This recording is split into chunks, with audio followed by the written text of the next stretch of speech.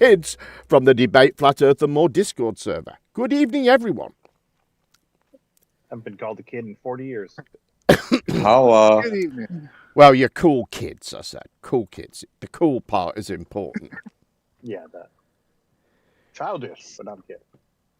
Anyway, welcome all. Let's get on with it, shall we? Oh, don't forget, you can join the show. Just click the link in the description. You can join the Discord server.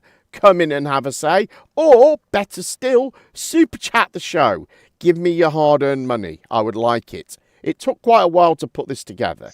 So, if you feel like you can reward me a couple of quid, that would be lovely. Thank you very much.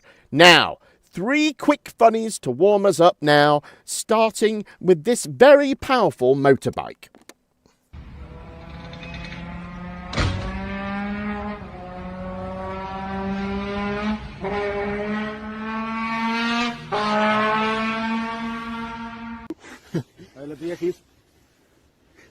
Ah, perro. A ver. Pinche pulso, carnal. Ahí está. Ah, perro, ese es el más vergas. A ver, tú, Reida. Mira, güey. ¡Ah, no mames!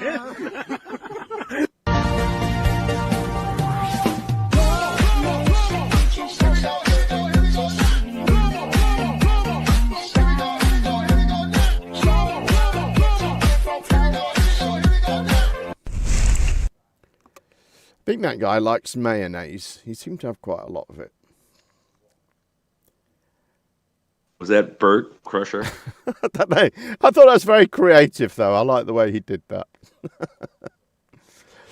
Aren't we lucky to live in a time of social media where we can search on YouTube for a tutorial for absolutely anything, from growing carrots to weaving a rug to performing an appendectomy on oneself?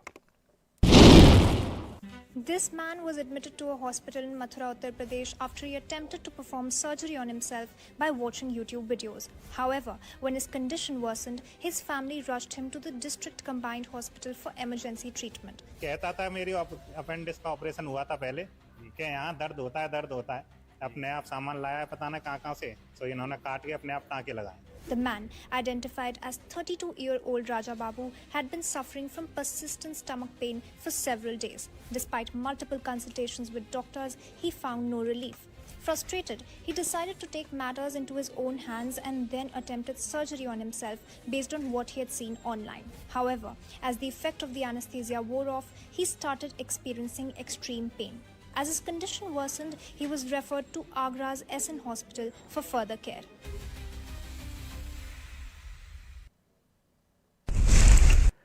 It's all true, folks. What can I tell you? It's the Internet of Things. It's dangerous for India. They have better internet out there than we do.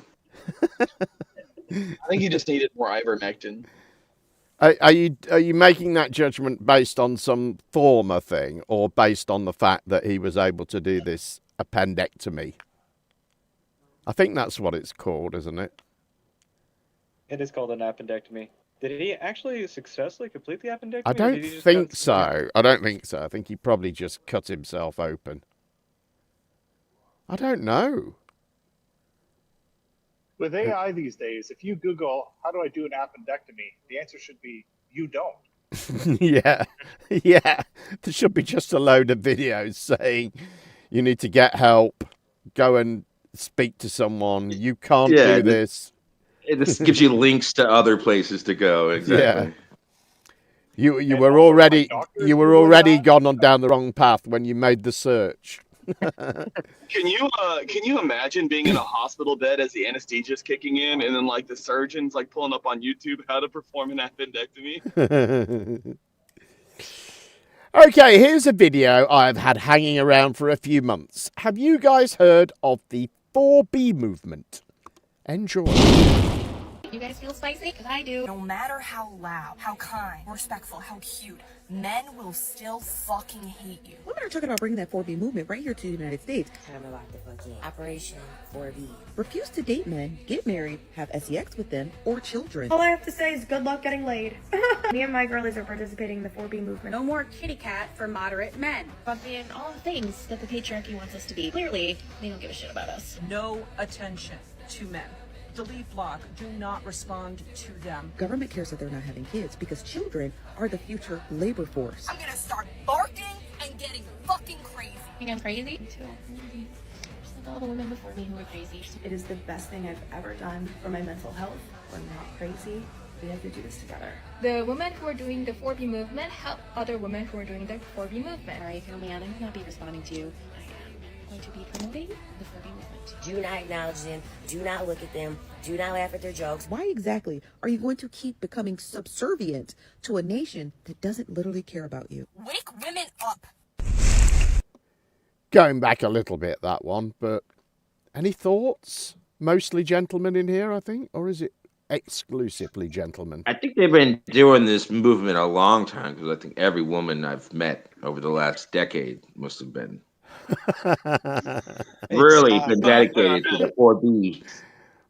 Isn't it a response to blokes quietly tuning out? I don't know, but I think Marty might have a point, because I think in the 90s, women went cool. They suddenly became a lot cooler in the 90s, in my view. That's when the goth mommy started coming around. Oh, the early 2000s, yeah. Threw us for a loop. Next, dude, like a little InfoWars, who unusually these days are not happy with Trump and his appointee for White House spiritual advisor. Trump yesterday appointed a new White House faith leader. It's a lady. She's got some interesting thoughts. Let's hear what she has to say. Go to clip number 10. Mahanda akasata, reke yamanda raboko sokota, ronda yakande eke seke la mama mandara bakase, medarabakande la babakaso, yalamana niana sakayato yakande, yamakado yabadania city akano yakadara city. Power!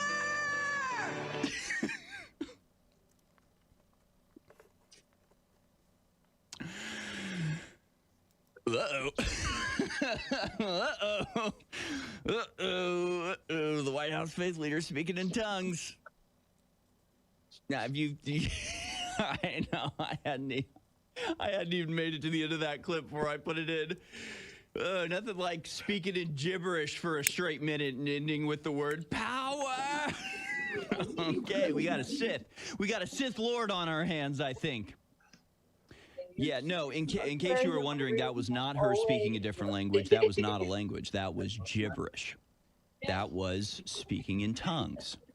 That was the evangelical trance that people put themselves in where they shout gibberish. Because it's demonic is what it is. In my personal religious opinion, it's channeling demons, but that's just me. No offense to anybody out there that believes in it, but personally, I want a faith leader that's going to sit down with Trump and talk to him about, you know, the history of the church, the purpose of Christian life, and its connection to the American government, not sitting there going,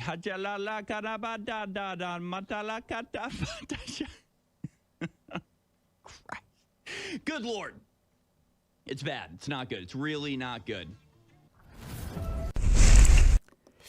I'm not sure. I mean, I'm sure that speaking in tongues is a thing that should be mocked, but I'm not sure. I swear, I'm not sure. said, I'm not sure if someone who thinks it's happening because someone's possessed by demons shouldn't also be mocked equally. I think that's just as nutty an idea. Grande mamacitas, you know, I was speaking some Spanish in there.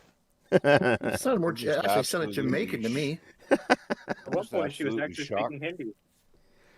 If you actually listen to the people that do this, you find they repeat phrases a lot. Folks, I'm telling you right now, she was in contact with the interdimensional space beings, and she was giving you this week's promo codes. It's power, and you're going to get some of the best omega-3 vitamins. I give them to my kids, folks. Although, if you listen to it long enough, it will turn the frogs gay. All right, staying with Trump appointees for a few minutes, Chief White House Nazi Elon Musk was interviewed last week and he didn't hold back on the conspiratardism. So 5 years ago, you were a hero to the left. You were cool, you had electric cars, you had space. And in 5 years, you've gone... I could go to a party in Hollywood and not get dirty looks. Yeah. In fact, yeah. And now you might not even get invited. Think it's Still get invited, but I don't know if I should go. And I don't think it's an exaggeration to say today, after Donald Trump, the left hates you more than any person on earth. Yes, I appear to be number 2. I mean, if you're judged by the various signs, it's derangements. It's Trump derangement syndrome and Elon derangement syndrome. Yes. How is that for you? That's a little bit of whiplash of going from being like Mr. Cool to the devil incarnate in just a couple of years. Is that kind of weird to experience that transformation? Yes. Why do they hate you so much? Well, because we're clearly over the target. If Doge was ineffective, if we were not actually getting rid of a bunch of waste and fraud, and a bunch of that fraud, I mean, the fraud we're seeing is overwhelmingly on the left. Mm-hmm.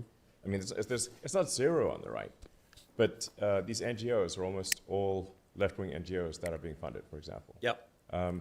So they hate me because Doge is being effective, and Doge is getting rid of a lot of waste and fraud that people on the left were taking advantage of.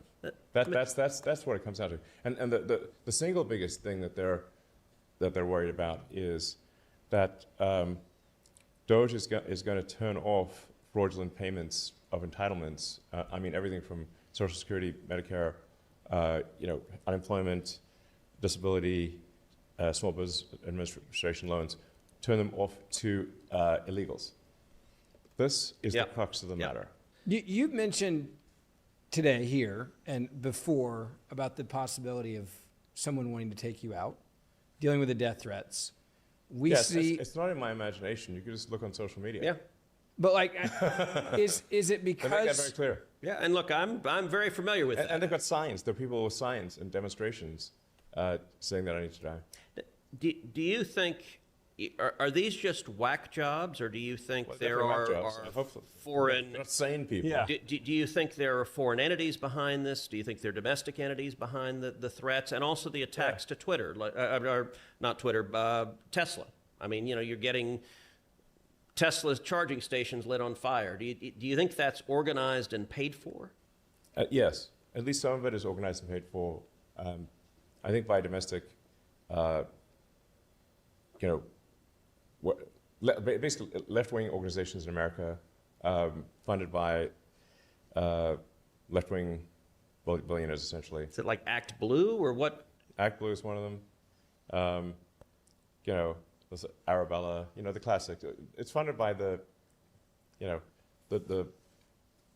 blue, basically the left-wing NGO cabal. If it can actually be shown that they are funding firebombing of Tesla charging stations, that's objectively a criminal act. That is funding terrorist activity, and the statutes make clear that an incendiary device qualifies. So that's a big deal. Is a terrorist activity. Yeah. Let me ask AI. In 10 years, how is life going to be different because of AI for just a normal person? Well, 10 years is a long time. In 10 years, probably AI could do anything better than a human can, cognitively. Probably almost, I think in 10 years, based on the current rate of improvement, AI will be smarter than the smartest human. There will also be a massive number of robots. So humanoid robots. By the way, I got to ask, how come your robots look so much like the creepy robots from iRobot? Was that intentional or just... I was hoping he was going to say, yeah, just to mess with you. It's not meant to look like any prior robot. We'll iterate the design. You'll be able to have... A lot of the robot parts are cosmetic. You'll be able to switch out the kind of snap-on cosmetic parts of the robot to make it look like something else if you'd like. Mm-hmm. So there'll be ultimately billions of humanoid robots. All cars will be self-driving. In 10 years? In 10 years, probably 90% of miles driven will be autonomous. Huh. Wow. That fast? Yeah. In 5 years, probably 50% of all miles driven will be autonomous. Now, if AI will be smarter than any person, how many jobs go away because of that? And what do people do if you've got millions of people that are losing their jobs? Like that, a lot of people are understandably freaked out about that. Well, goods and services will become as close to free. So it's not as though people will be wanting in terms of goods and services. So why is that? Why are goods and services free in an AI world, or close to free? Well, you have, I don't know, call it tens of billions of robots. That they will make you anything or provide any service you want for basically next to nothing. It's not that people will have a lower standard of living; they'll have actually a much higher standard of living. The challenge will be fulfillment. How do you derive fulfillment and meaning in life? Is Skynet real? Like you get the apocalyptic visions of AI. How real is the prospect of killer robots annihilating humanity? 20% likely, maybe Wow. 10%. On what time frame?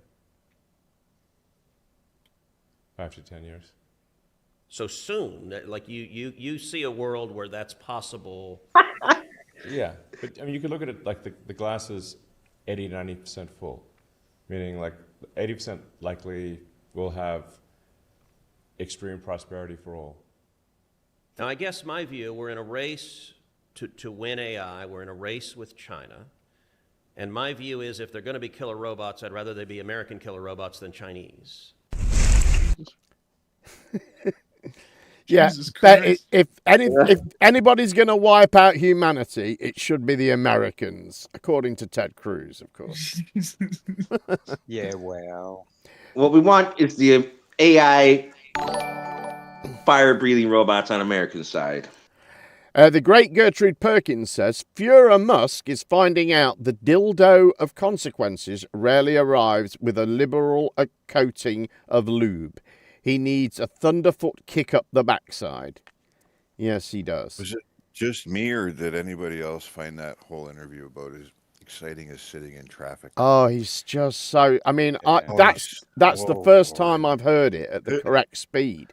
Because when I'm editing, generally speaking, I'm doing everything at double speed just to get through it quick. So it never sometimes doesn't dawn on me until the actual show how slowly he's speaking. There's just no personality there. I know, and and why say those stupid? He can't know that there's a 20% likelihood of killer robots 5 to 10 years in from 5 now. to 10 years. I mean, that's absurd. You can't, even if you think that might happen, you can't state it in numerical facts like that while you're sitting in the White House, you fucking lunatic. We talk about prosperity for all, right? In India, they have the Internet of Things, and look what they're doing with that, right? You give India unlimited AI robots, and what are they going to do with it? Damn you. Well, not their own appendix removals. But that's the thing. I mean, the idea that everything's going to be free as well. I mean, these 10 billion robots that are going to be purchased by companies, aren't they? And they're going to want to get want to get a return on the trillions of dollars that they spent buying the robots. So they're not going to be precious minerals doing anything for free. Maintain the robots. You get a job with Amazon right now, and it's just maintaining the freaking quote unquote self AI driven package sorting plants, right? But someone has to maintain them they have a 4-hour slot every 20 hours to do it. And you need human beings to do that still. So. Right. I guess you only need one human being for every however many robots though, I guess, don't you? And that's a ratio to money. So what else was and these systems as well, I think, they will improve, their reliability will improve over time. Ladies as well, and gentlemen, Elon, he's experienced Elon derangement. Some of the worst. Well, that's another Trump thing. As derangement. if him and Trump haven't done some things that would genuinely make people pissed off with them. No, it's just derangement syndrome. Elon's son, who has a name of like SB742-88, he's the third one. He's followed him around the White House. Yeah, he always has him draped over his shoulders, doesn't he? Which is kind of weird as well. Oh, I love it. But also the idea that these fires on charging stations and stuff are being bought and paid for by what did Soros. He say? What was the organization he said? Something Blue. Was it Vote Blue or whatever it was? I can't remember. Act Blue. Act Blue, that was it, yeah. I mean, you can't say that unless you know that they are doing that. And it doesn't seem very likely to me. Antifa. Yeah, it's lost the plot. It's guys in skinny jeans. Anyway, have you taken an Uber lately or even driven a swastika? Turns out they aren't as safe as we thought they were. Take a look. Hi everyone. So, we've taken a number of Ubers driving around Austin to get from place to place, and we've been measuring the radiation or Wi-Fi in the cars and the vehicles. And today we're in a Tesla, so we're going to see what it looks like in this Tesla vehicle, which is an electric vehicle. This is in the back seat. It's measuring on the screen. And where it flashes, it means that it's beyond, let's just turn it down a bit. It's beyond what can actually be measured. Obviously, it means it's probably 10 times higher. If it flashes faster, it's probably 100 times higher than what is normal, what you should possibly be in. And usually that means you've got to get out of the dangers as fast as possible, because you don't want to be surrounded by a lot of radiation. So I'm going to move this a little bit closer to the front of the car, which is where there might be more radiation. What we've noticed is the strongest radiation is actually near where the driver is. So Nick, if you could just follow the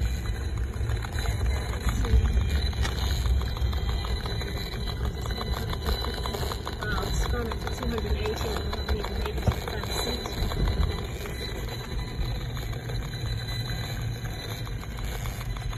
So, it's really extraordinary. 280,000 and 350, 391,000 microwatts per meter squared, and it's flashing extreme. So, just explain what that does to it. Well, 10 microwatts per meter squared is the average that beyond which you get DNA breaks. And obviously, this body is used to being able to repair DNA breaks because we are exposed to radiation from the sun and so on. But at such extreme levels, if you're actually exposed to this every day for long periods of time, especially if you imagine, Uber drivers and so on, they're exposed to this radiation all day long. This definitely will impact, it'll put a real stress on your body, and we know what stress does. It causes inflammation and ultimately disease when it's just too much that the body can cope with. So, this has been a real eye-opener, these travels in the US, and the exposure of radio frequency radiation is just over the charts.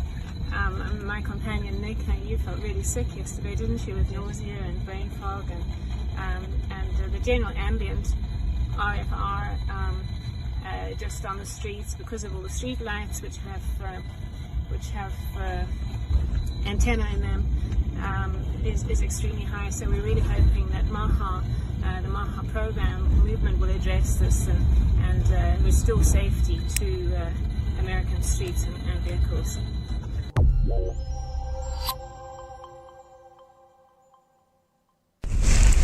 So, don't take an Uber. You want to hear the most annoying sound in the world? Someone said that was the sound of the 80s.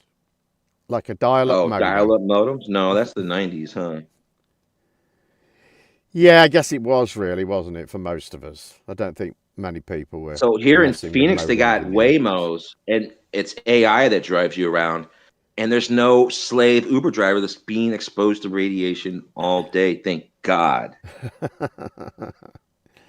They're pretty cool, It's only those their Waymos. passengers. I know they've had some problems with them, but it's pretty cool to see them in action. Oh, I've seen them crash. Like, I literally got off the bus, and then it happened, like, right in front of me. I've walked out in front of them, and they'll stop. And the last one I walked out in front of, it just changed lanes. It was like, all right.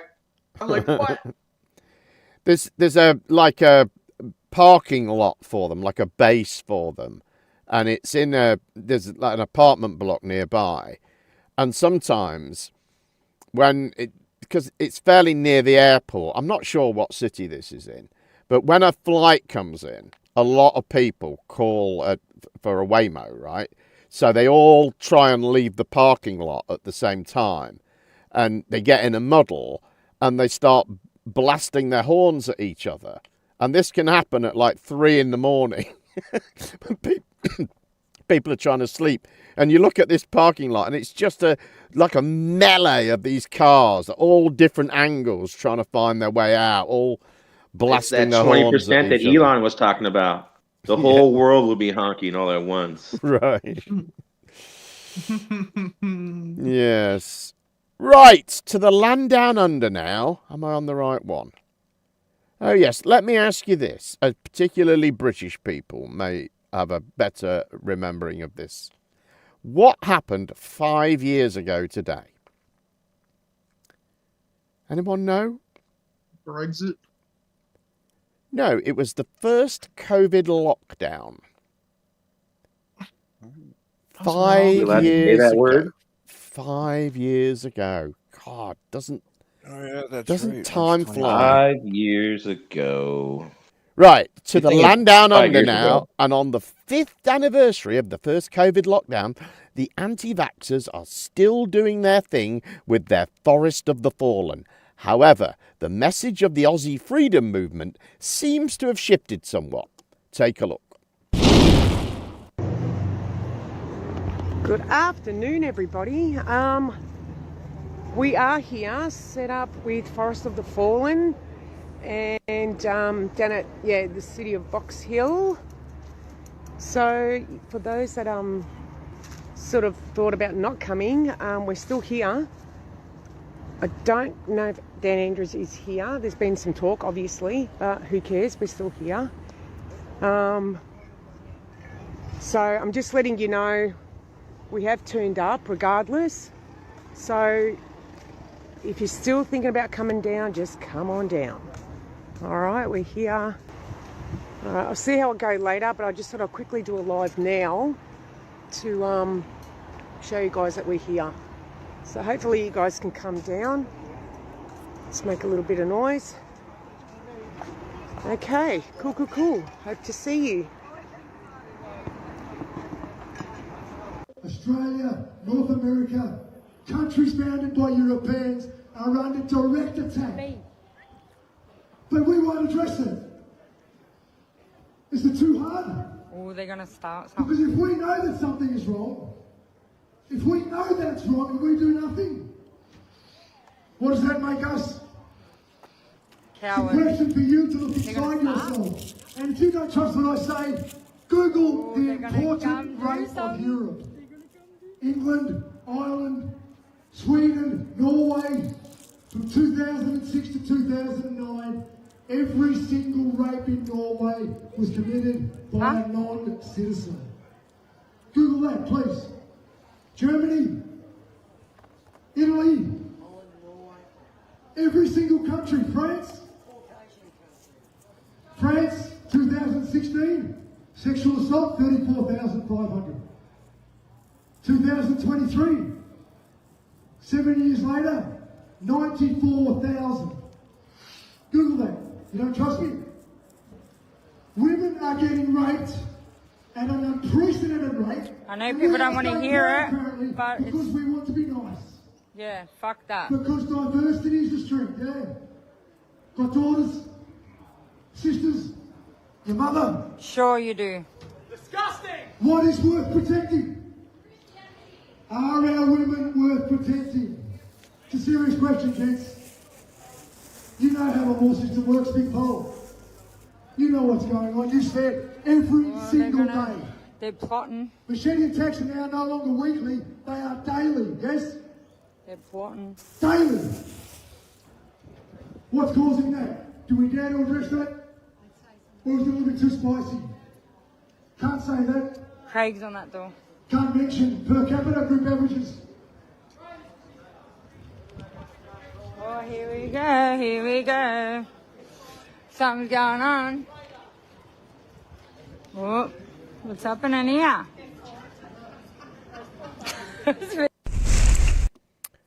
So, yeah, interesting that, wasn't it? It didn't mention vaccines or lockdowns or the World Health Organization or anything, did he? He was pissed off about rape in France. Was it the mask that's enabling it to happen, or? I think, it's what I've been saying for a few years, that, and we saw this happening particularly during COVID, where all of these things sort of melded together. And, QAnon became associated with that, the COVID freedom movement, and flat earthers did, and, racists did, clearly, and, it all just became one big conspiratarded right-wing thing. Ball. We're very cross about something or other. Right. And if you don't do something about it, you're all going to get arrested and hung. All of you. Did every girl there have booty shorts and cutoffs on, or was that just my imagination? I don't know, but I do wonder what was in his mind when he said, "I want you to tattoo me a pair of socks, like shin-high socks, because that'll look so cool." I mean, what? It's like a reverse sleeve, Whatever was he thinking? So Donald Trump has taken away funding from or threatening Columbia University because of masks, and they quickly subsided. Yes, we want our 175 million, please. Masks? Are you sure? I haven't I just got the internet back, but I've only been able to Google things and read headlines. Are you still looking at pages you had 5 years ago? I mean, No. There is a caveat in the protest control mechanism where people can't wear masks. Apparently. Oh, I see what you mean. Right. And here in New York City, they had that before any of this idea, even before 2011. We have that here as well. They have some. Yeah, so it makes sense. My dad, he would say, I always wanted to say, put the money in the bag with the mask on. And he got to do that. Right, still in Australia, and a sovereign citizen becomes completely unreasonable when the police pay him a visit. Enjoy.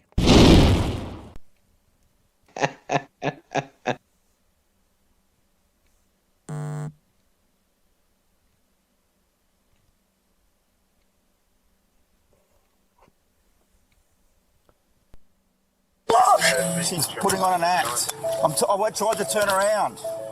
She's putting on an act. She jumped against the side of the car. You're not welcome here. I'm going to turn around. No, you're not going anywhere. Chilton 209 urgent. You're not welcome here. Leave your car and get. Leave your car and get out of here. Leave your car and get out of here. Leave your car and get out. It's on camera. You're trespassing. Leave your car and get out. There's a trespass sign. I'm trying to. No, get out and walk. Get out and walk. No. Get out and walk. Leave the car here. Get out and walk. I'm trying to. Get out and walk. I'm trying to leave. Get out and walk. Get out. Get out. No. Get out. Hey, get him off me. I'm trying. No. Get out. You'll end up. No. Don't. Get out. Put it down. Get out now. Get out now. Get out. Get out now! Roger, we're down at 251, copy. We're on at 251, received that. One in custody. Any injuries to members or the offender? Get on the ground. Put it down! Put it down! Drop the taser now! Drop it! Drop the taser! Drop the taser now! Dad, put it down. Please, don't kick me, Dad. Minor Roller Glide 3 times 7, any injuries to members? You are trespassing, Alonso 357. Injury to members. 3 males here, one's been sprayed, one had shot and sprayed. A look at things, we've managed to get the taser off him. We're still trying to locate him. Yeah, Roger, if there any injuries to members at this stage?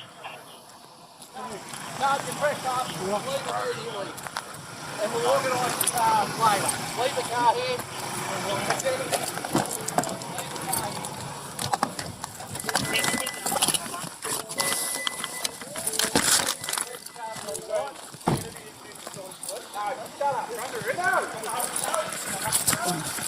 Get the baton out.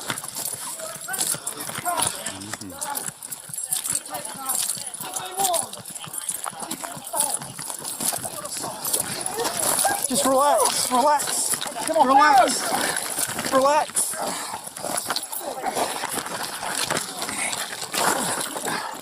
Right, so one. You're trespassing. Mate, you're going to be interviewed for assault police and we're going to report back to you. If you don't let me go, guys, there is a no trespass sign. That doesn't matter. There is a no trespass sign. You got his hand? Hold that hand. If you let me go and let me calm down, please. Now you're going to come back to the police station with us? Where you're going to be processed, okay? Okay. Let go of this hand. Don't touch me. Let go of that hand. That's going to happen, mate. What's your first name? Eric. Eric, let go of your left hand. Just leave me be, please. No. Let go of your left hand, Eric. No, I can't. Just let go. We're going to process you as soon as we can and let you go. Why? My glasses. Okay, you're going to go back to the Rutherglen police station where you're going to be processed. Yeah. Just hang on, stop. Stop. Let me get my glasses. I'll grab those. Without them, please. Got your glasses, okay? Let's go. So is he being tasered as well, or just... No. And we'll get the captain's place sorted for you. Back at the station, alright? Is this your wife? Yeah. Yeah. Back of the paddy wagon. Okay, your husband's here, Eric's here. He's going to come with us to the police station. Alright, for assault police, and then he's going to be released.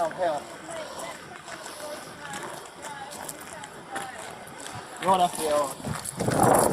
I don't want to hear anywhere near me. Yeah, just please, hang on, Eric. You know who I am. What's in here, mate? It's me wallet.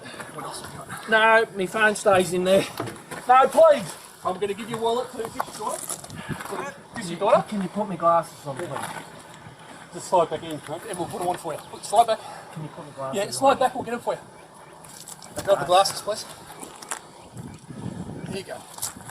You ready? Just going to put them on there. All right, we're going to get you back, we'll get you sorted.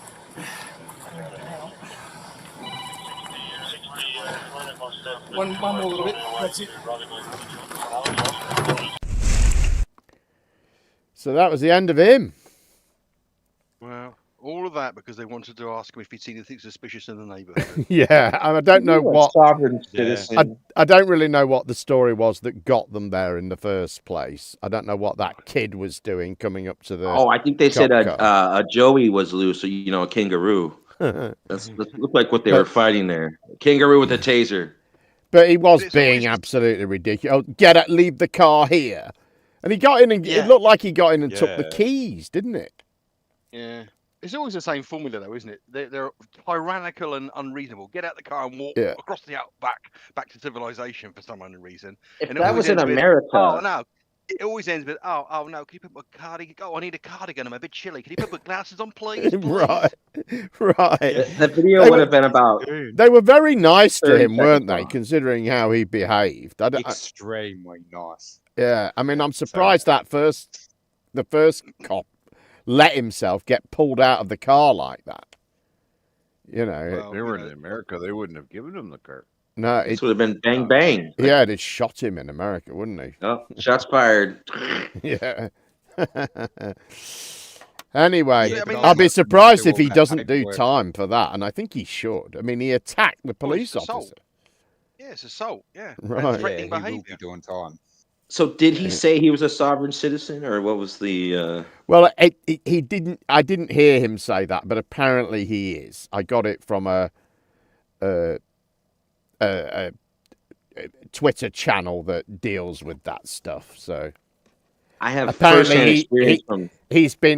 he's a customer of some other guy called I think he's called Derek Balog, and he's like he goes around lecturing people about sovereign citizen bullshit, basically. If you tell the cops you're a sovereign citizen, they'll have you in jail for 29 hours. Yeah. I mean, now he's going to spend a little time in prison. He can brush up on his maritime law, can't he? Yeah. Right, the final experiment even managed to make it onto the biggest podcast in the world this week. Here is dumb old Joe Rogan having a bit of a giggle about it. Dude, I need to show you this. So okay, what is this? Have a little open of that. So you'll remember that I sent you a photo on iMessage a couple of months ago of a friend of mine who was in Antarctica. Yeah. And he flew a comedy mothership lighter out to Antarctica. I've been reliably told that lighter was used to smoke weed in Antarctica. Yeah, wow. And it was dropped a number of times, so it's touched ancient permafrost. Fuck yeah. So what kind of laws do they have in Antarctica? I don't know. Apparently Do they very have any liberal. laws? Fuck knows. I don't know. I There's don't know nobody if there. Have they established laws? They were 400 miles in. Whoa. So this was part of the final experiment, which was this attempt to try and disprove flat Earth. Oh. He went as a part of that. Did he bring flat earthers? Is that the deal? So yeah. 4 flat earthers, 4 globe earthers get flown to Antarctica. It's $35,000 per person. Oh my God. This guy called Will Duffy put the project together, flew everybody down there. Did he pay for each person? Yep. Wow. So, I think maybe a couple of people chose to go self-funded, but they were trying to get the open offer to all of the biggest flat Earth influencers, commentators on the planet. I don't know what to call them. How many went? 4 of each. So 4 roundies, 4 flatties. And don't you want to see their search histories? Maybe the FBI do. I don't know. The flat people, I want to see. So they do this in the middle of our winter, their summer. They observe the sun above the horizon for 24 hours. So there's no explanation, apparently, with most of the models of flat Earth about how the sun could stay above the horizon for 24 hours. So they flew down. They had drones flying in the air. They had a 24-hour 360 cameras. They had live stream of iPhones, all of this stuff. And then they had the people that were on the ground. And the guys that were there observed the sun above Did the horizon. flat earthers switch stances? So 3 did and 1 didn't? I was just showing you footage. Oh, this is drone footage? Yeah, so the final experiment. So those are apparently mountaintops. But they're submerged? It's just all ice. That is so fucking hardcore. Because, there's a bunch of things up there that look like pyramids. And what it really is just an unusual peak of an enormous mountain. Have you seen the Antarctic pyramids? Yeah, you got to go. We may lose the stream for a second. YouTube's detected. We have hard launched this episode. People that believe wild shit about Antarctica. So you know about the direct energy weapon theory, right? Yes, I did see that on Sean Ryan's show. Yes, I did as well. I was like, that guy's fucking really interesting. Yeah, so this final experiment thing sent the world into a spiral. There was this dude, Jeran Campanella, who was one of the biggest influences, and he's said, I saw the sun above the horizon, I think the Earth's round. And he's immediately been, the Flat Earth Society's just gone into a head spin. They're saying they didn't really go to Antarctica. They went to the Sphere in Vegas, was one of the accusations. They did it at the Sphere in Vegas, and they were tracking it around. The Sphere's not that big, kids. Yeah, well, it's not that big. I don't I've know. been there. There's seats everywhere. You would know you're there.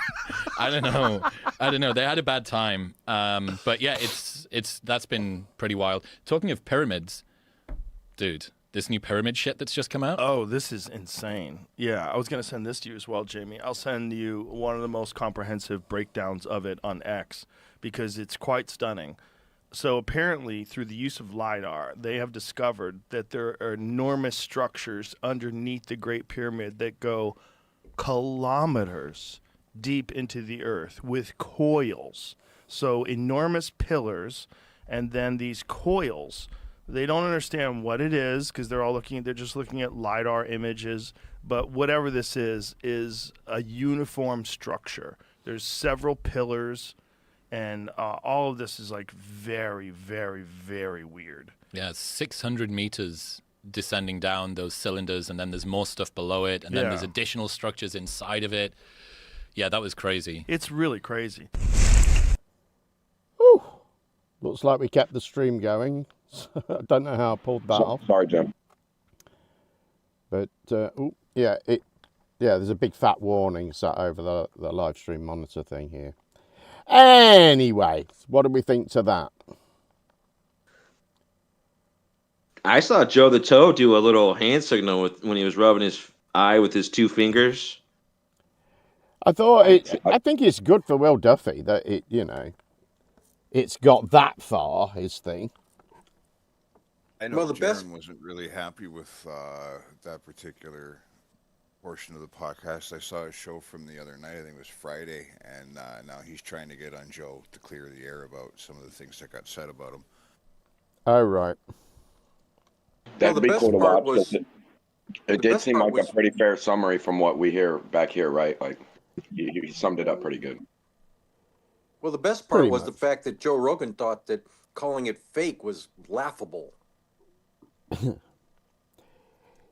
Oh, Tis I the Count says, recently rewatched your old Faking Flat series for fun. So well done. Consider this a very delayed payment for the quality content. Best Count. Thank you very much. The Count, very much appreciated. Thank you for that. And for that kind compliment. Yeah, sorry, go ahead. Who had the weed lighter?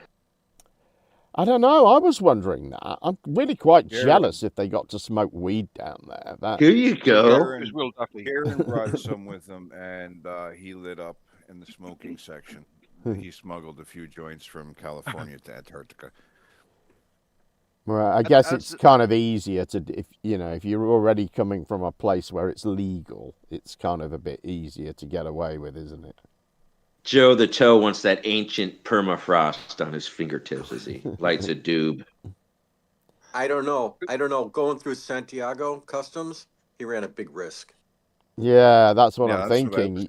Places like that, you don't want to be fucking around, do you? Well, guys, all they had to do was go to Vegas, okay? They didn't have to go through Santiago. What you want to do is find somebody there, in advance that will get you some. Anyway, let's move on. Let's take a look at this pyramid thing that has Joe Rogan so excited. I am struggling to express in words just how significant of a discovery this is.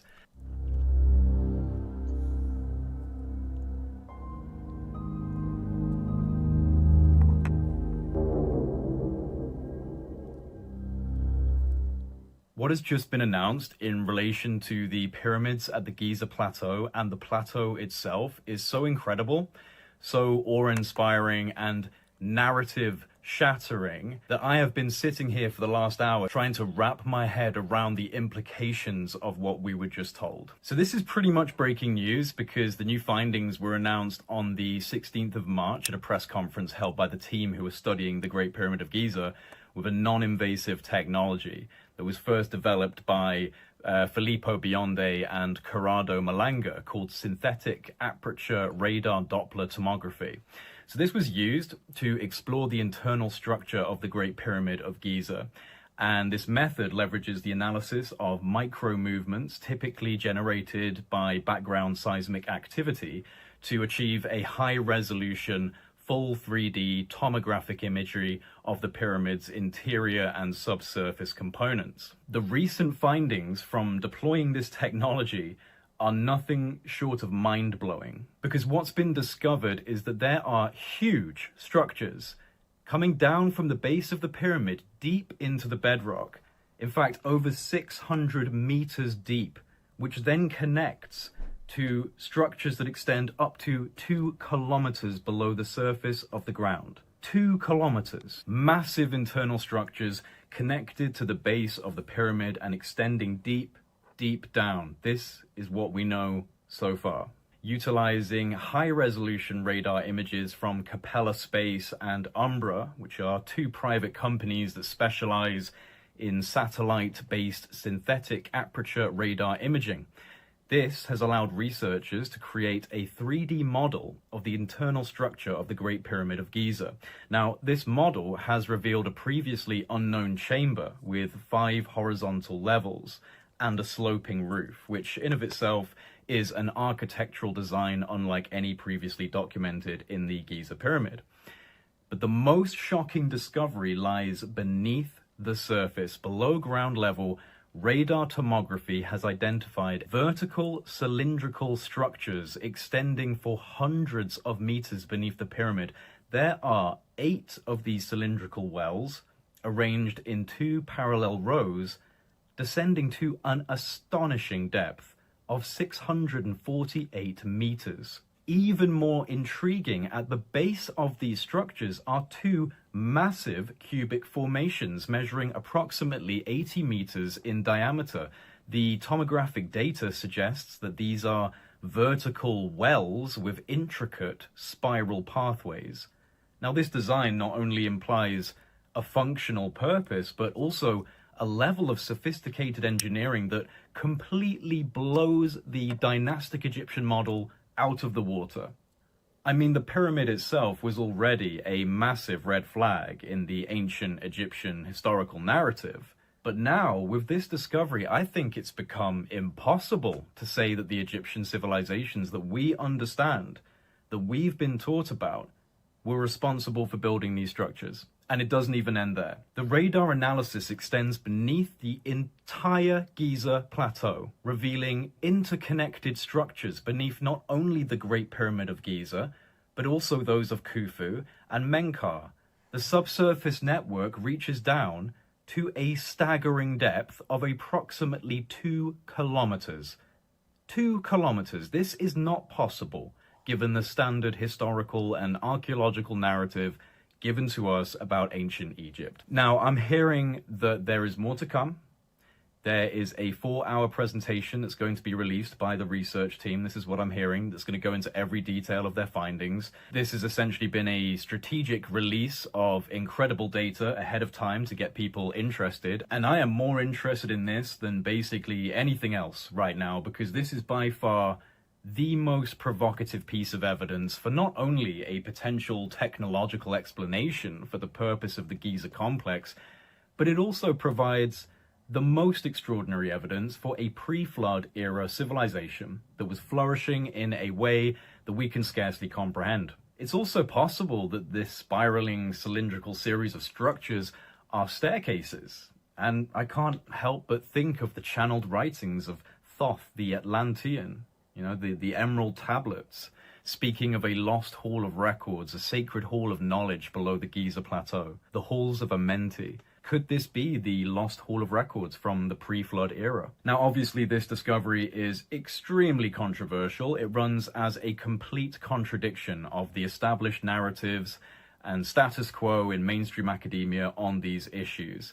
This will cause big waves throughout the academic and the wider world if they can fully evidence these findings. But the results so far seem pretty clear. There is obviously significant structural engineering taking place deep below the pyramids and the Giza Plateau in general. Has this changed your mind on the pyramids? Has this strengthened your position on what they might have been? Has this new discovery given you any new ideas about what the implications are? Let me know in the comment section below, and honestly, everyone, share this far and wide. This is such interesting stuff. Don't forget to subscribe, and we'll just have to see where this goes, because rest assured, I'll be keeping a very close eye on any coming announcements and updates on this issue. This plays directly into one of my main interests, which is, of course, prehistorical civilizational implications. What was going on before the global cataclysm? Well, I think moments like this could shed light on that question. What a time to be alive. What a time to be alive. When people can just make up shit and stick it on Twitter, and the biggest podcast in the world will believe it. What a time to be a liar. I mean, alive. Yeah. Oh, is this not a real release? Well, if you notice the paper that they showed, it had the date 2022 on it 3 times, and it is this research was done 3 years ago, and what they did was they found chambers within the pyramid. I think that they already suspected were there. And all of the rest of it is all of the underground stuff. All of that's completely made up, as far as I can tell. This is BS. It isn't mentioned in that paper at all that he referenced. All of that. Because I remember where they did that. They used like the natural cosmic radiation that comes in from space all the time to X-ray the pyramids, and look, we found an extra chamber. I think possibly something that goes halfway through the Earth's crust is a foundation. Okay, I think possibly somebody's taken that paper and just made up some stuff and stuck it in it. You know what I mean, and then distributed it as a PDF or something. Apparently, all the image. Go on. Yeah, and the study by it's called muonology or ography, where they put a sensor on one side of the pyramid and recorded the background coming through. So you can't get hundreds of meters below ground because you're going to have a sensor down there. No, it's total BS. The AI generated, graphic, for fun. And yeah, you look around, nobody is giving this an iota of credibility, except of course, Facebook or X or whatever. They run with it the same way they run with flat Earth. Right. Well, you can't go. I've seen it on some main platforms reporting it a few days ago. Counted that. What platform? Geneva needs to New York Post. It's gone viral. There's no question about that. The fact is, there's no truth behind it. I mean, and the papers involved don't exist. And in fact, the only paper that Snopes managed to find after digging around was one that was generated by the Higashi Nippon University and Tohoku University in collaboration with some geophysics department in Egypt. And their findings were, by doing scanning underneath, we really found an anomaly. It's fake news. Let him finish, Marty. We believe we found an anomaly, a combination of shallow structures connected to a deeper structure. The shallow structure is clearly L-shaped, and scans indicate it was filled with sand after construction. It may have been an entrance to a deeper structure someone cited, but these things are literally 10 or 15 feet deep. Well, those spirals look like drainage, making us think that it used to be. They're not real. They're not staircases to hell. No, there's no justification for those spirals. And ground penetrating radar from aircraft, it cannot go hundreds of meters through sand and limestone. Right. This is Joe Rogan after the period. Sorry. Shubu, are you saying that they haven't measured 2 kilometers down to a bigger eco chamber underneath? No, and definitely not with any sort of detail. They could come up with these spirals. No, they can get through like a couple kilometers of ice, like in Antarctica, and when we were mapping in the Amazon, we could get through the tree canopy and see surface features which were obscured, but ground penetrating radar. No, and not airborne ground penetrating radar. No, it's obviously fabricated. Obviously. Well, which one of you?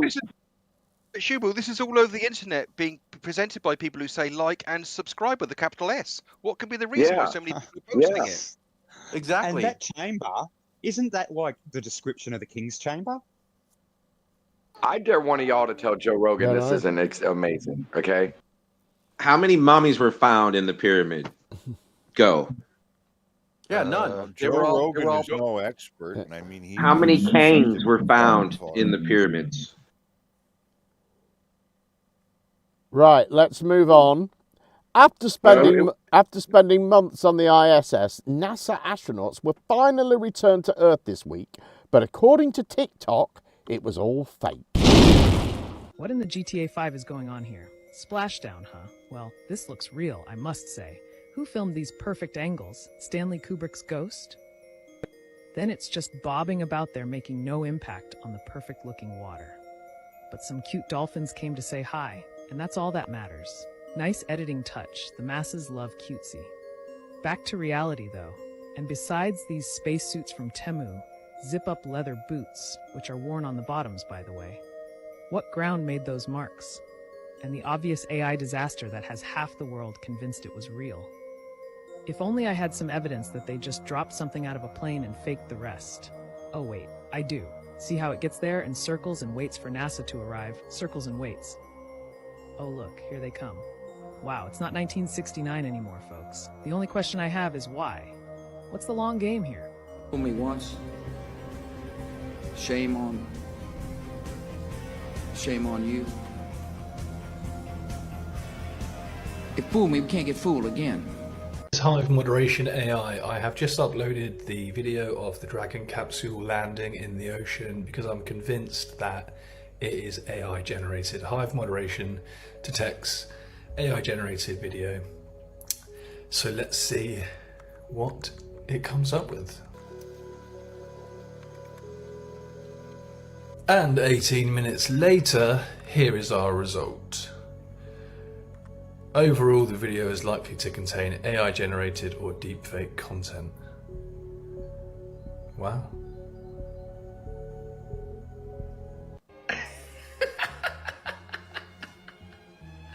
People actually believe this stuff.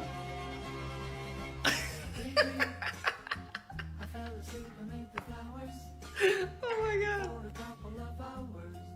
Breaking news, sheeple. SpaceX have just completed a miraculous mission to save the astronauts that were lost in space for 9 months.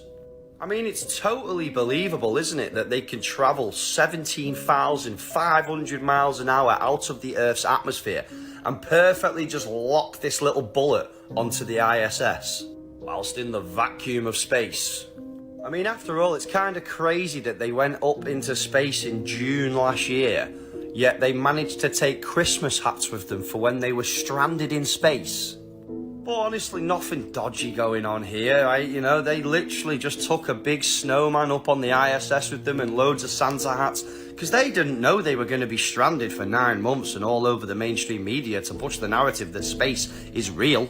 I mean, we all remember this guy here, don't we? Don Pettit, who literally embarrassed himself many times being interviewed about the spaceships and literally not knowing what he was talking about.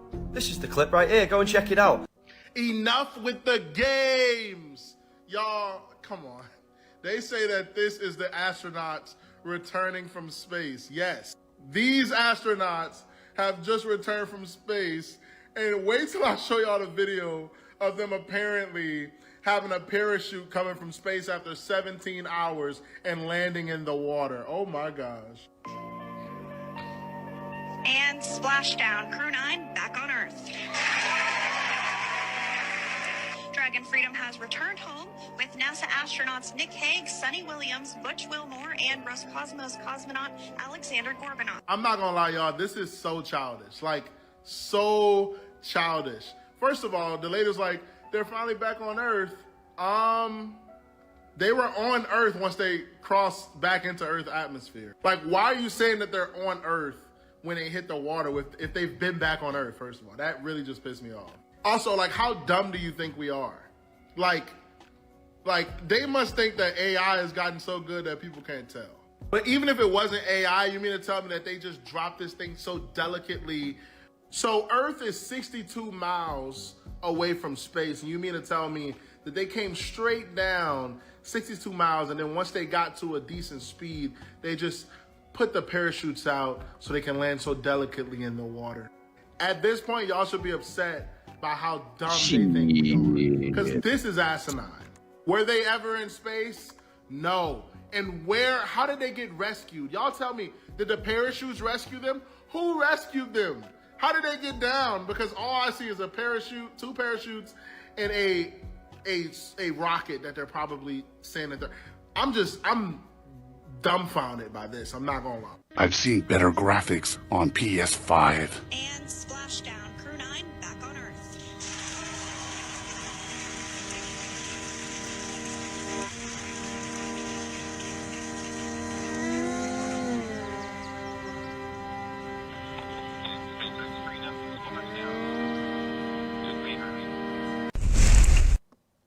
So nobody offered any real reasoning apart from the guy that had the website thing that detected AI.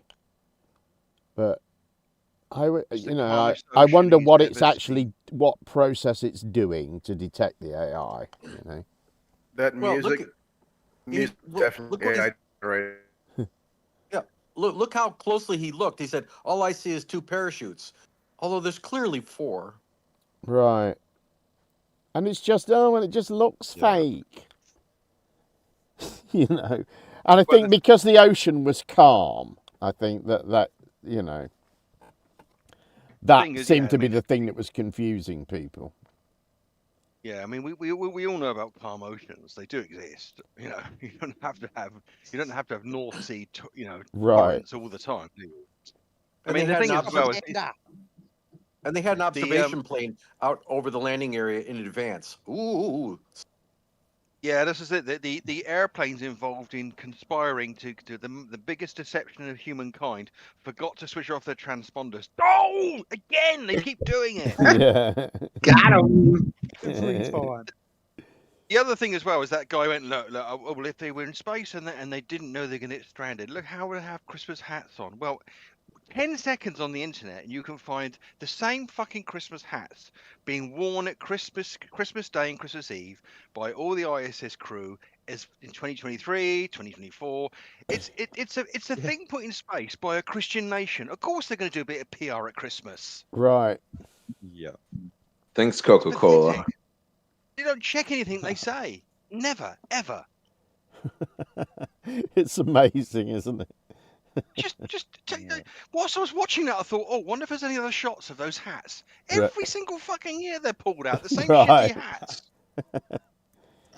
They always go on. The one they always used to go on about, the flat earthers, was they had the football shirts of the Super Bowl winners one year, and they or the Super Bowl contenders, I should say, and they reckon that was freaky, but. And they always insist on videos. They get the videos, then they hate videos. So there's no point. Yeah. Yeah. We need videos of the videos being videoed. Yes. We're going to hear that from now on absolutely everything we see. AI generated. It's AI generated. Right. It's going to be with us forevermore now. Can't get away from it. That's why I want to find out a little bit more about how that site works. Because I know there used to be one that they used to use for photos. What was that called? I can't remember. But anyway, people, unless you read the actual instructions, which most people just didn't bother to do, you know, right, yeah. You know, and people would say, oh, look, there's colours here, that means it's fake. Well, no, read the instructions. That doesn't actually mean it's fake. You know, and I wonder, you know, when something says it's 65% likely or whatever it was to contain AI, what does that mean? And if they're interrogating a JPEG, and we're so compressed, yeah, that does kind of look, you know, the same way a computer generation might be. Yeah, right. Go back to high-res source. Right, that's AI the thing, isn't it? You don't know, you know, when they've downloaded, when this video has been uploaded to YouTube and then somebody else has downloaded it to YouTube, you don't know what downloader they've used or what, you know, compression they've used for themselves to get their copy, and then they're running it through that site. It'll go through every single stage. You'll go through. Who knows? Every single stage you'll go through a different video codec, and with MPEG compression, Right. you can use rudimentary tools to work out if there's been a crude and clumsy cut and paste, because the macro blocking and the compression matrix will be distorted. Yeah, but guess what? In about 5 years' time, if that, they'll have AIs that completely understand the nature of MPEG compression, and an AI will generate something that can deliberately look like it's been edited, or edit something and make it so it deliberately looks like it's not been edited. So it's a waste of time doing that kind of analysis. Right. Yeah, and I just think, if it says it's 65% or whatever, I mean, that means there's a good chance that it's not AI generated. Yeah. At least a 1 in 3 chance that it's not, which isn't bad odds, right? Okay, as you may 22%. As you may remember, right before the final experiment, a dispute took place in Punta Arenas between Whitsitt and Jeran and MC Toon and Will Duffy over image rights, and Whitsitt's and Jeran's attempt to introduce a new contract at the last minute. Here are some excerpts. Hope you can hear it okay. It's not brilliant sound. I don't understand what you're saying. You are changing our agreements. What is our agreement then? Tell me our agreement. That you guys get final edit before we publish it. Okay. That's it. That's perfect. This says I can't film. We don't have to still do. So with you, with John, with Mark, we have the same agreement. Yes. Okay, that's fine. People call me fake and I don't care. It doesn't bother me. I don't understand why it bothers you. You said you think you're Disney. Because he's here. Okay. And right now he's filming me. So we do come out like if you yes. And last trying to think of it. Dave Weiss was here and he was filming you. What am I don't understand what's weird. He obsessively makes content about me. Yeah, but are there any lies? Yes. Can I yes, he claimed, okay, sure. He claimed that I don't work and make my wife go out and work to support my family. Did you say that? Okay, you're gonna bet $15,000. That's what I said. So he'll lie right here. Now watch this. Let's play video right now. I want to ask you too. Do you think that my children should be taken away from me because I believe in father? And he said no. To who? Not me. Have you said in general that somebody should have their kids taken away because they believe in father? I may have read super chats that said that. No. But you never said that yourself. I can't recall saying that. We're about to play it. Okay, so he didn't say anything about you. You support that? Hold on. You're a preacher. Hold on, ready? You just said he said your kid should be taken away. No, I didn't say that. You just said that. No, I was you asking said that too. did you? No, he hasn't taken my case. Hold on a second. I'm glad you showed me. It's recorded. Hold on. What did he just say in that video? That there's an individual who is in a flat earth, so he shouldn't have his kids. Doesn't. You don't know what you're talking about. Play it again. Listen, can you listen to me right now? I know the guy. He was a golden ticket person. I had a conversation with him. He's in a battle in court right now with his wife over his kids. Yes. And he's unwilling to give up flat earth to get custody of them. So you're supporting in court. So what you're saying, he has to give up an ideology to see his children, and he supports it. You said Toon said your kid should. I did not say that. And do you want to bet $15,000? Okay, so what did you say? What did you say about Toon? Okay, I said he has said many slanderous things about me for years, constantly make hit pieces. That's what I said. Then I said he also has said someone should have their children taken away because of flat earth. Never said he said that about me. Then I said he made the claim, a lie, that I don't work and I send my wife out of the house and make him support our whole family. He lied, saying he didn't say it, have it recorded. He said lies about me for 3 years. Stay with the kids and shit. Yeah, he said that a human being shouldn't get to see their children. If a guy goes to court and all he has to do is give up flat earth to get custody of his children, he should do that. That's what Toon is saying. He said, hey, keep it up, wife. Yeah. He shouldn't get to see his kids. If what I heard is if he's unwilling to give up the cult. That's what he said in the video clip you just played. He flattered the cult and said that he should. How you feel about the guy? And by the way, guys, this is just an opinion. Who cares about a stupid opinion? I told you this. What am I? He defended you. Hey guys, we all disagree. We all have differing opinions. Would I ever say that you said your kids taken away? Here's the difference. I don't care. Say it right now. I don't care. But no, no, just say it. I don't care.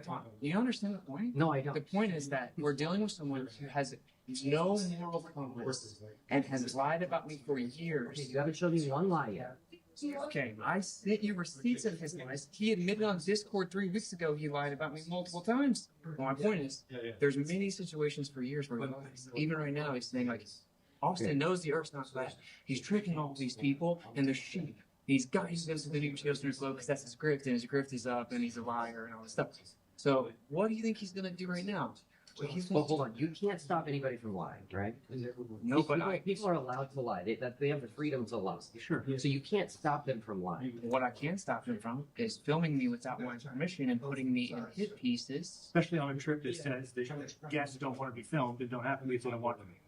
So that's our position is okay. We do agree Okay, on so it, but you're saying is here's what I think you guys should do. hold on, real quick. You're saying that you think that we came on this trip and so we should give up our rights that the trip gives us because you've paid for us to come down. He came in last minute. How about this? Okay, you're wearing a body cam. He's wearing a body cam. You guys don't want to be filmed by him. Don't go by him. Someone doesn't want to be filmed by you. They shouldn't go by you. Okay. That's it. End of story. And so It's not a story. He's not allowed to use my likeness at all.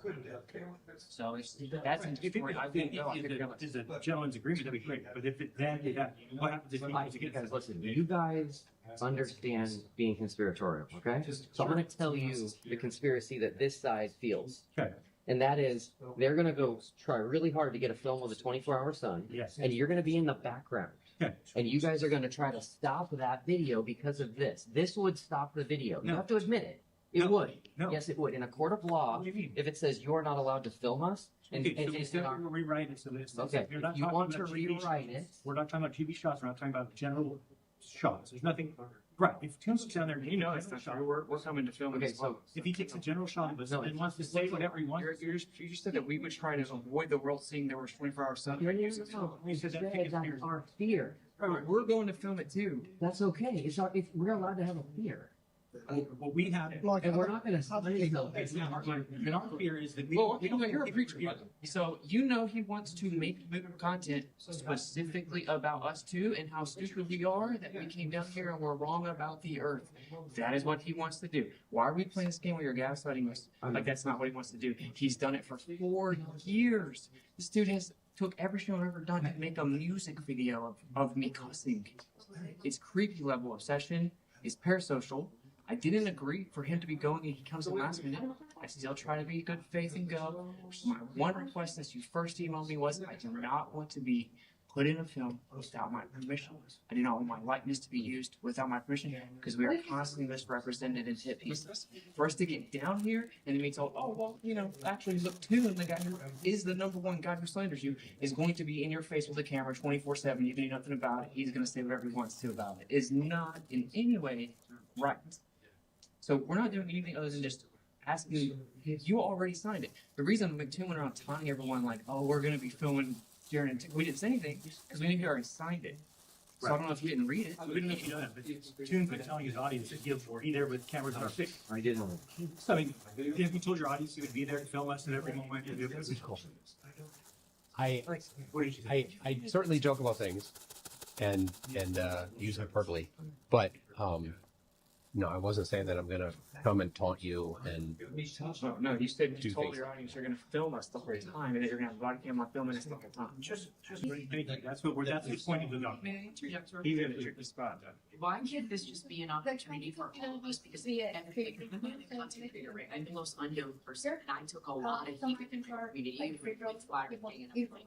Why can't this be an opportunity for all of us? Like, that's why I put it in the chat, for us to show the people that call you the grifters, that shows the government agents that we do have a moral compass, that we do have empathy, that we are humans, and that we can come and objectively document, you know, the footage and just bring back the evidence to our respective communities. Like, that's the higher purpose of all of I this. completely agree. My only concern is with the wordings of the agreement. If we had just gone and not said anything, as comfortable as this is, if we had just not said anything, either he didn't care or he didn't know it was in there. So either way, we would have immediately been filmed. Every second of it would have been camera in our face. So now we have to ruin the trip. Live during the trip, we have to make a whole ordeal about it. So we're trying to like literally do what's right. Even though it's uncomfortable, trying to address it with the elephant in the room that we. Whitsitt is quite. He reminds me of John Cleese a bit. His mannerisms. Any thoughts, anyone? Well, I mean, obviously he'd spent most of the morning checking with the equipment at first to make sure the experiment, and then he's bringing up the minor caveats, like someone said some nasty things about him on the internet before they went. Right. And he said, "Oh, we have to ruin the trip." Well, you didn't, because you knew you were going to do this before the trip. And you waited until the last minute to do it. Sure. I mean, Will Duffy clearly was having to deal with these two with fluffy tongs the entire way. Now, I mean, he said that my kids. I don't know. Who's got the live stream? Who's got the Wi-Fi password? It must have literally been like taking two irate mother-in-laws with irritable bowel syndrome to Skegness in a caravanning holiday. Right. It did seem like hard work, didn't it? Dealing with snowflakey people. It must have been a hell of a fight. And he said, it's like, he said about Toon, he said he has no moral compass. Whose wit's it to be making those sort of judgments? Who gives a fuck? How does that affect what they're about to do? Who gives a fuck? You could be going with Stalin if it was able to give you this foresight to see the world in a way that you didn't have before. Right. I mean, clearly, what Lisbeth demonstrated there was sometimes saying "fuck all" is the most sensible thing you can do. Right. Yeah. Because it went on for a lot longer than that. Dave McKeegan was involved in it for quite a while, and there was a whole, it went on and on and on. Yeah, I mean, Jeran was sat there, and he wasn't actually an active participant in most of that, really. But I'm sure that in his itinerary of things he thinks about now on a day-to-day basis, that particular afternoon and that particular canteen in that particular position where it doesn't enter his vernacular of fucking all. He's not remotely interested in all that. That posturing that went on before that, it's completely gone now, isn't it? Right. I don't know what Toon has said about Witsit. Probably some unpleasant things. Yeah, but then probably. again, Toon is on the it's a back and forth. They're both on the end of people saying things about them, bringing their family in, sending them death threats. I mean, Toon is like the devil incarnate in Flat Earth, isn't he? They all hate him. Yeah, I mean, Simon Dan moved because he was doxxed. So really? Yeah. Fucking hell. Yeah. Crazy. McToon is Satan, I would say, yes. Right, next, the second attempt, am I on the right one? Yes, second attempt to change the mind of a flat earther from a channel called Jack Gordon. You may remember the previous attempt featuring the same flatty, a weather balloon, and a VR headset. Anyway, enjoy. This is an actual flat earther. Let me prove it. Do you actually believe the earth is flat? Yes. That's true. But by the end of this video, that may not be true anymore. Because we've planned the most elaborate, large-scale, and extensive experiment to prove the Earth is round without a shadow of a doubt. Then we're gonna lie detect him again at the end of the day to see if it changed his mind. Because it is hard to prove that the Earth is round from the ground. It is. I mean, even if it was flat, there's hills and mountains and lots of curvy parts. The only way to see the Earth's natural state is to go to the water. You've never been to the ocean before, right? I haven't been to the ocean before, so this is a sight to see. I will admit, it looks a little bit flat. I'm not even gonna lie. There's a way we can test that. If you were to take a boat out to the horizon, we could agree that it would eventually disappear, right? Yeah, we won't be able to see it anymore. Like the boats in Japan, we cannot see from this coast. There's two reasons that the boat might disappear. One, it could just disappear and slowly but surely vanish because it's too far away. Right. Or maybe it's getting hidden behind the Earth's curvature. And in that case, the curvature would actually start to obstruct the view of the boat so that it would disappear bottom first, and then the middle would disappear, and then the top would disappear. So if we were to see that, it would be very strong evidence of a round Earth, you could say, if we saw that. That would be the case, but I don't think that's what we're gonna see. We kind of just gonna see it get further and further away until we can't see it anymore. But you would need a very tall boat to do that, which is exactly what we have. And I stuck my friends on it. It's also at this point, I should probably tell you about the second part of the experiment. Yeah. Because if the boat disappears bottom first, that's one thing. But it would be even crazier if we could increase our height, get a little higher, and then see the bottom of the boat again, because we're seeing over the Earth's curvature, and then see the horizon line move further back, which is why we have this building. So we've rented out the room on the top right floor. Once the bottom of the boat is gone, behind the horizon, we're gonna call them and tell them to stop moving the boat completely. And then we're gonna go up to the top floor of the building and look out at the boat again with the telescope. And from the elevated height, we should be able to see over the curvature of the Earth and see the entirety of the boat again. Here, Josh is calling, Josh is calling. You keep looking. Yo, What's up, buddy? We're 3 miles out. 3 miles out. Okay, it looks like you guys are right on the horizon, which is exactly what the map predicted. Oh! Any farther out, either you're gonna start disappearing just in general, or you'll start disappearing bottom first. This is the moment of truth. So this was where the boat should start disappearing behind the horizon. But after being so open to the idea of the Earth being flat, it was at this moment that I started to get scared. I feel like the bottom is starting to disappear a little bit. I'm not even gonna lie, but I don't want to have confirmation bias here. You tell me what you see. It does look like it's on top of whatever, I guess, the horizon and stuff, but I can still see a lot of the boat. This is intense. I'm nervous. I don't want my beliefs of the Earth to be questioned, you know? But if they are, they are, you know what I mean? I mean, I'm ready to change my mind. Jack, did you run the math right on this? Yeah, we ran the math right. Multiple times? I promise. Okay, just making sure. Listen, I know the Earth is round, obviously, but I was anxious. Why wasn't the bottom of the boat disappearing yet? We made it past 3 miles, but then Josh told us this on the phone. Hello, Josh. It's good. Can I put you on? I'm putting you on speaker. Wait, don't put him on speaker. Can I talk to him? Oh, what? Oh, you gotta change the numbers, man. I want to talk to him. I want to talk to him. It is what it is. Fine, put him on speaker. I don't care. No, it's okay, it's okay, it's okay. You're on speaker. All right, what's up, everyone? Hi. We are we were tacking towards the north right now, so we haven't made as much progress away from the coast on this most recent turn, but we're about to turn and really make progress away from the coast, and then we'll probably be around the point in like 30 minutes or something like that. We're still not there yet. Okay, you're not there yet. Okay, because I was getting nervous because you guys haven't really disappeared to the bottom yet. Y'all are using codes. I was getting so nervous. Now Sov Cit thought maybe we were deceiving him, but I just had to have faith in our experiment. We knew it was going to work. The Earth is round. But this is when I came up with an idea for how we were gonna make sure Sov Cit trusted us. When the lie detector guy comes back to my house later, not only will we ask him if he changed his mind, you can put Josh and Colin in the lie detector, and then you can test them and be like, were you actually going 5.87 miles out? You can also interrogate me and Bella and anybody else here who you want to ask questions to make sure that we weren't deceiving you at any point during the day. Then we'll see if you changed your mind. Right. I really want Sov Cit to trust us, so hopefully that makes him feel better. That's also why we've got 2 telescopes here. They're saying they're almost at the point. Come on, that's disappeared. Huh? No, yeah. That's disappeared. Oscillating and stuff. Dude, there's no cabin.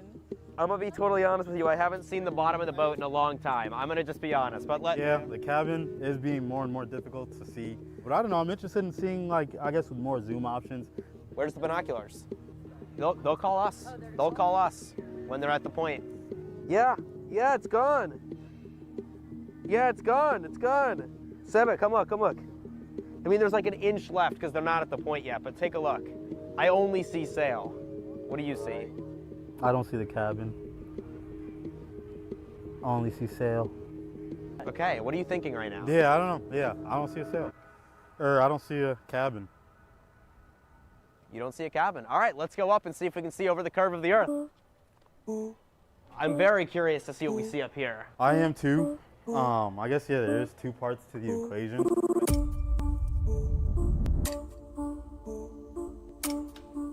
Alrighty, we made it. Oh my.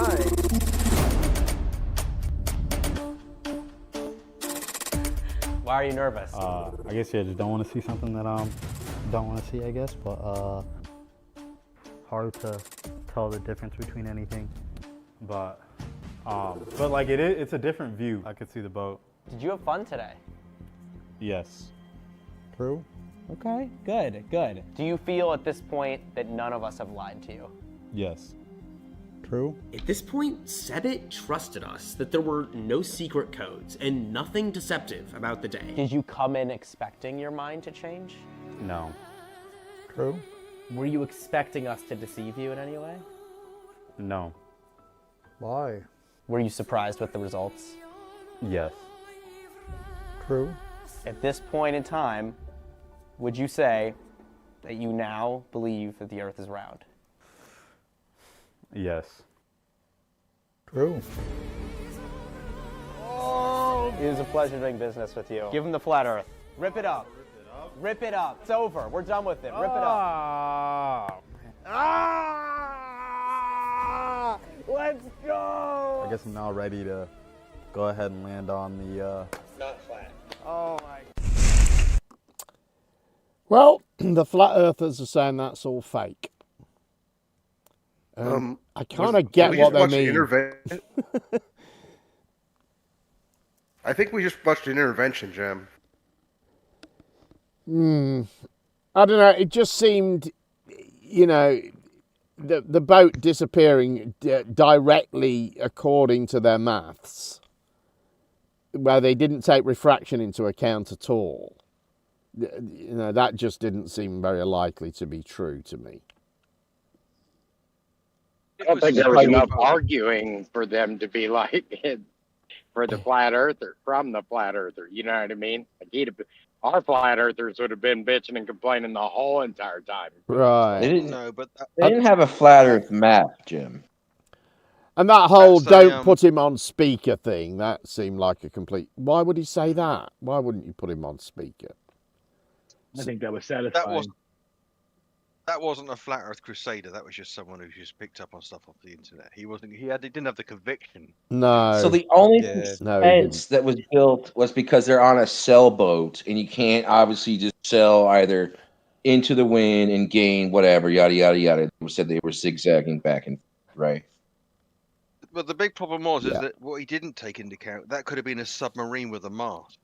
That, you know, and they just basically submerged at one point. Then they went, right, I'm going up the tower, and they just let the ballast go. And then could have been. You got to think about these things.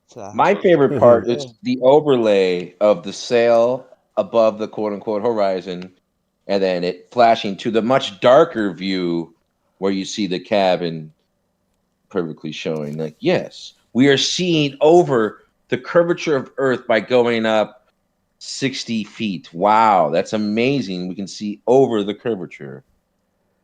Well, it would make a difference, right? That would make a difference. Do you have the second part, Jim, where they go upstairs? He showed it. Yeah, it showed it. Yeah.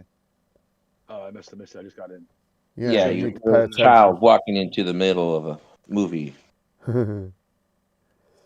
Right. I mean, like you say, does anyone remember that the previous attempt? They had this same guy and they did a weather balloon. Do you remember it? I had it on the show. No. I mean, like you say, that none of the hardcore flat earthers are gonna do anything other than scoff at that.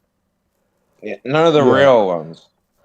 I just don't know why they didn't have a camera recording at the at the top of the apartment building the whole time.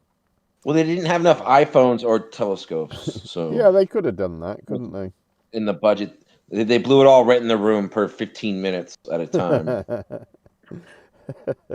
All right, Mark Sargent recently featured flat Earth model thief Shane St. Pierre on his show.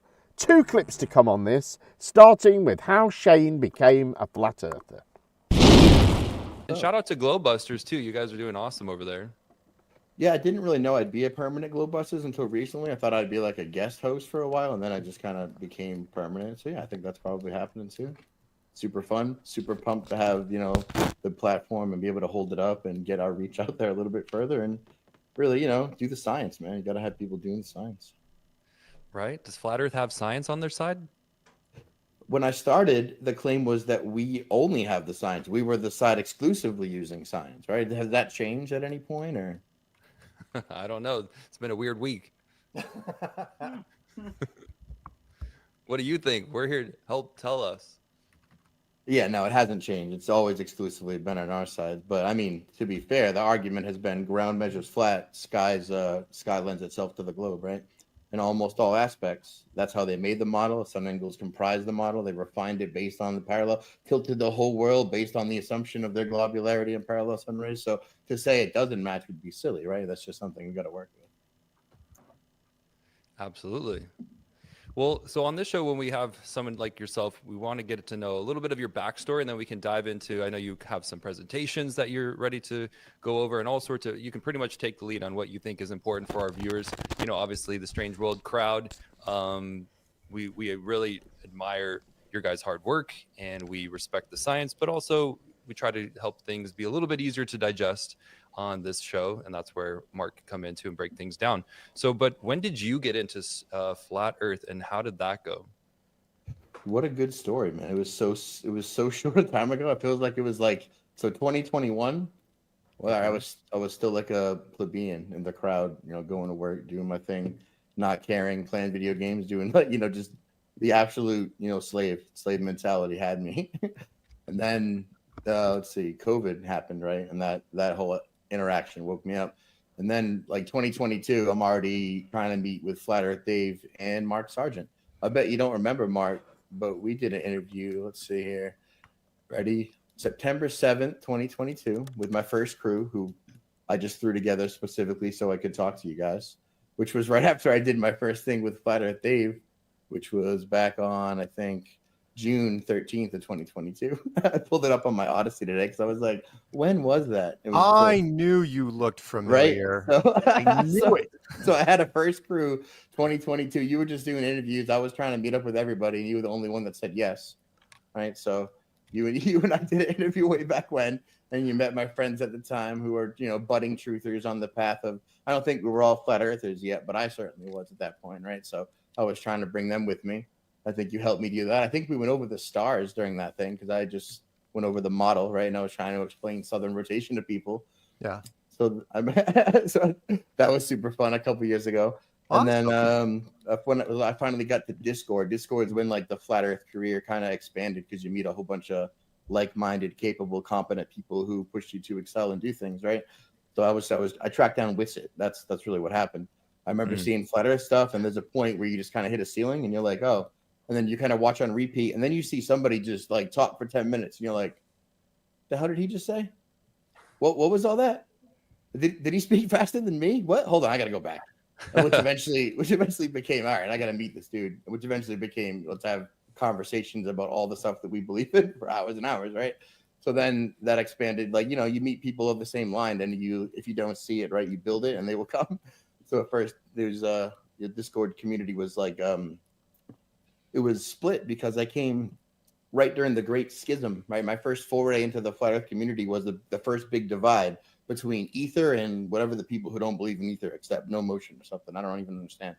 But I remember there was a big divide between like Witsit and everyone else. And I remember how Witsit was the first to explain ether to me and how it worked and how it would replace certain phenomenon and how, if light isn't a wave and a particle, then it's a wave. Then you have an energetic background from which to wave in. And then you kind of follow from there the whole kind of framework of understanding of interpretation of framework for physics and motion and, the axial rotation and the sidereal rotation and all of the arguments that kind of fell into that, I think came from that. And then, once we had ether cosmology, which was when we started delving into the ether rotation, proofs of etheric wind, GPS, satellites, all the arguments that I think we used to stay away from, we sort of embraced and refined and turned against the globers, right? So now we have GPS and satellites as arguments of motion using real inertial forces like Euler and Coriolis and centrifugal, which wouldn't be an impact if it was actually hurtling through space, right? You would account for those forces to keep satellites in orbit. You wouldn't account for a stationary, non-rotating Earth and a moving sidereal rotation exerting other, centrifugal rotations towards the center, right? Vortexual motions accounting for things to keep them in space. So once you delve into that, there's no reason to deny satellites in the sky anymore, right? Sure, they're on balloons, but the ones that aren't exclusively prove the Earth isn't moving. So, what do you got to say about that or whatever? And then there's, a bunch of other arguments we can go through that we just we like to have on the fly. So we delve into the research because when you're presented with a globe proof, right? Almost 99%, I haven't found one yet. I'm gonna say 100% of the time, if you look into it, not only is it not a globe proof, it's a flat Earth proof that's been like usurped and like subverted and turned against you with propaganda and scientism. If you get to the heart of it, it actually proves our position. And so we just love finding that out and showing that to people. If it was just one, or were there multiple points that just stuck out to you that you're like, oh my gosh, like I have to dig into flat Earth more? Like, what was it for you that did it? Nice. Mm-hmm. You know the thing you're not supposed to look at that everyone shames you for looking at? It was the sky, right? The sky, literally, the thing that looks like the globe is what could me over. Because once you go through like the process and the awakening, right, as Owen Benjamin so nicely depicted on his series, Slow, that if anyone's seen that video. But once you go through that, I revisited observations that I made in the past of the sun, particularly, right? They're saying the giant sizes that it has, the motion that it's in, yet it gives you the appearance of a sun moving and coming and rising and setting. But really, you're rocketing and spinning and rocketing backwards faster than the speed of sound at the equator to give you the illusion of it doing that. And you're like, that doesn't make any sense. And the thing that really got me was like the sun in the clouds, the local sun observations, the planes with like the sun below the clouds. And I was just looking at that, like, I've never seen that. But if I had to think about it, what am I looking at? And what does that mean, right? Like, what does that mean? So I remember bringing those observations to like the first Discord server, and they almost banned me immediately, right? They were like, that's retarded. You can't say all that. It's like, you asked for my opinion. What do you mean, right? I was like, how can that be wrong? No, so that wasn't right. But then, so that's what eventually brought me to it. And what keeps me here, right, is the science of motion, the absolute bastardization that mainstream science has done to hide the evidence or lack thereof of motion of this place is astounding. It goes to so many levels. It's so deep. It encompasses different branches of science through mainstream, through history. If you've ever seen heliosorcery, it goes through like the Reformation, all through the hundreds of years of science being repressed and then turned around and then propagandized, weaponized, called learning against learning, right? Institutionalized learning of nonsense so that you can propagandize the whole world to get to where we are today. I mean, all of that is tied in the motion, I think, which is, I think, where we spend most of our time arguing. But yeah, you said that we use a dictionary. Listen, when I first heard Witsit, I had to look up so many words, and that was so exciting to me because I know a lot of words, right? I'm just going to say, like, I read books, I read papers. If I hear someone use a word I don't know, I'm like, what was that? What did he say? How did he use it? Well, hold on. What is that? What does that mean? Like, let me go look it up. So it's inspiring. And I think what you got to do is surround yourself with people that are smarter than you. And then everyone pushes each other to do better. And then you end up learning. And if you don't have that drive to learn, you stagnate, right? I don't think that's good for anyone.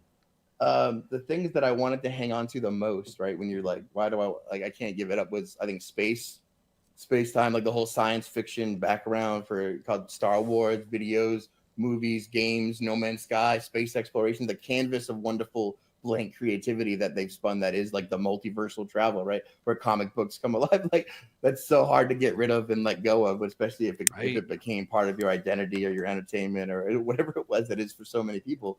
And effectively, like that stuff became my prison, right? That's how I recognized it. I was like, wow, that is what kept me content in my placated little field. So I was like, all right, there was a good period where I couldn't enjoy video games anymore, where I couldn't do it. Only recently hanging out with the Ether Cause crew, lightly gaming, have I been to like recreationally enjoy that and be like, okay, I don't feel like this is actually keeping me tethered in a slave world. I'm actually just having fun, and then I can go back to doing what I was doing. So yeah.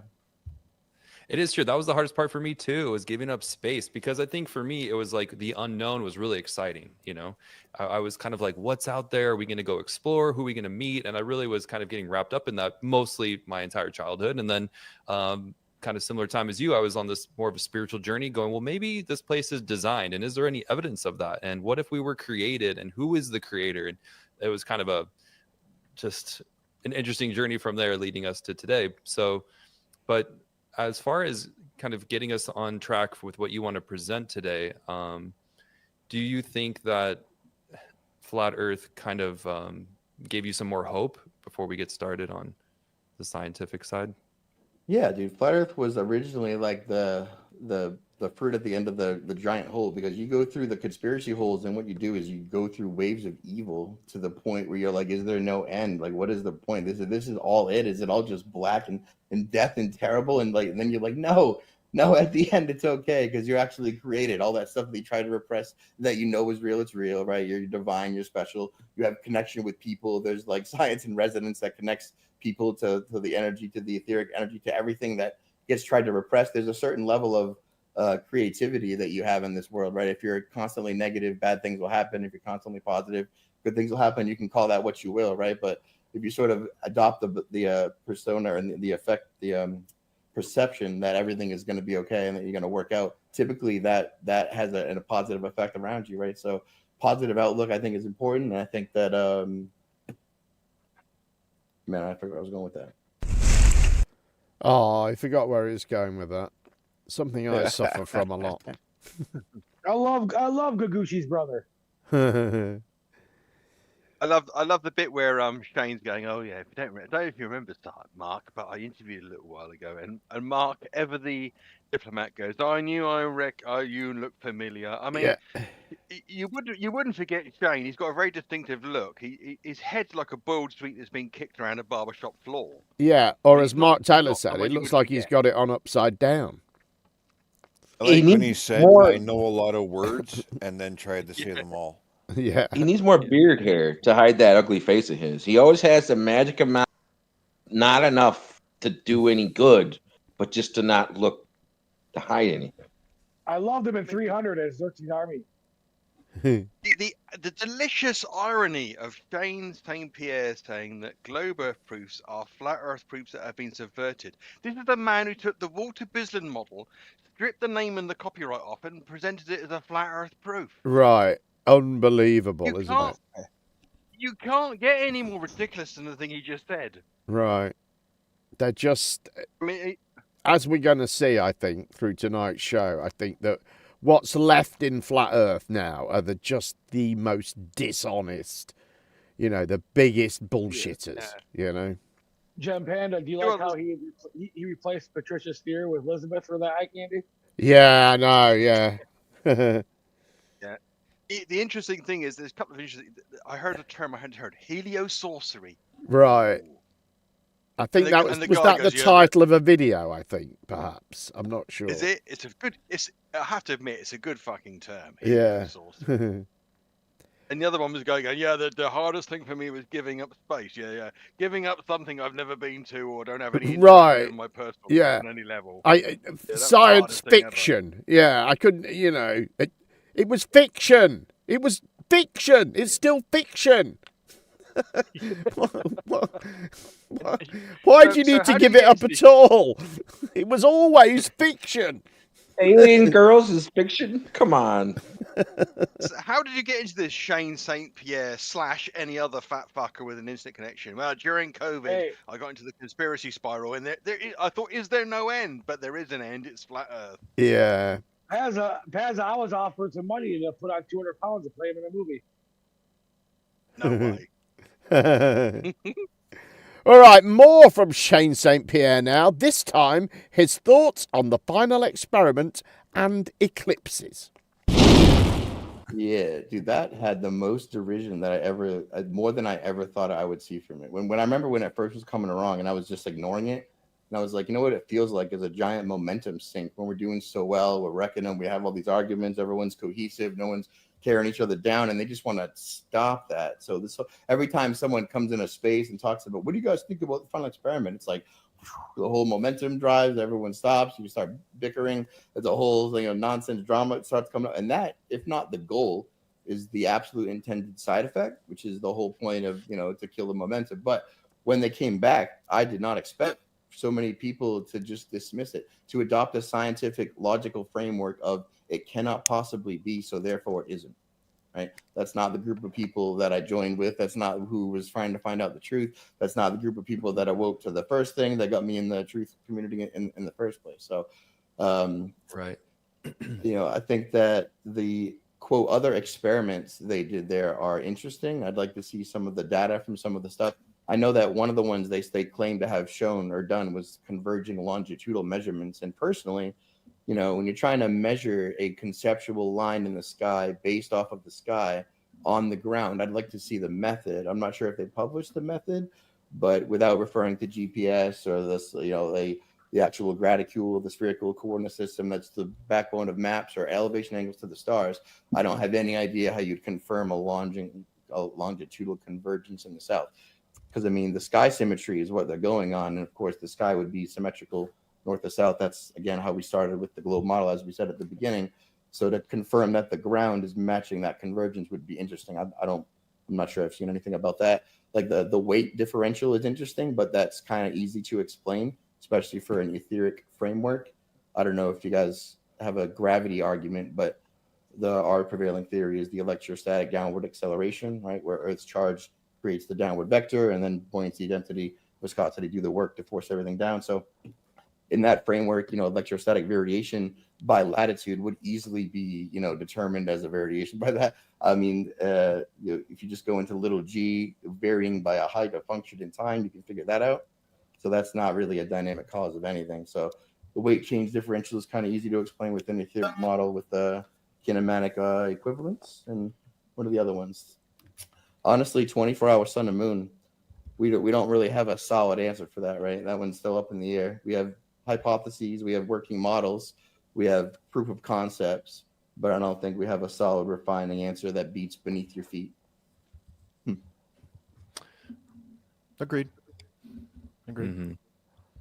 But the other experiments, I think they're just fluff, trying to throw on the cake. I think all of that can be scientifically and logically refuted. I think the only thing they have is that observation, which, to be fair, we knew they had before, right? And if we're talking physics and the observations of celestial mechanics, you have kinematics, right? Things, you know, why they move. You can see how they're moving.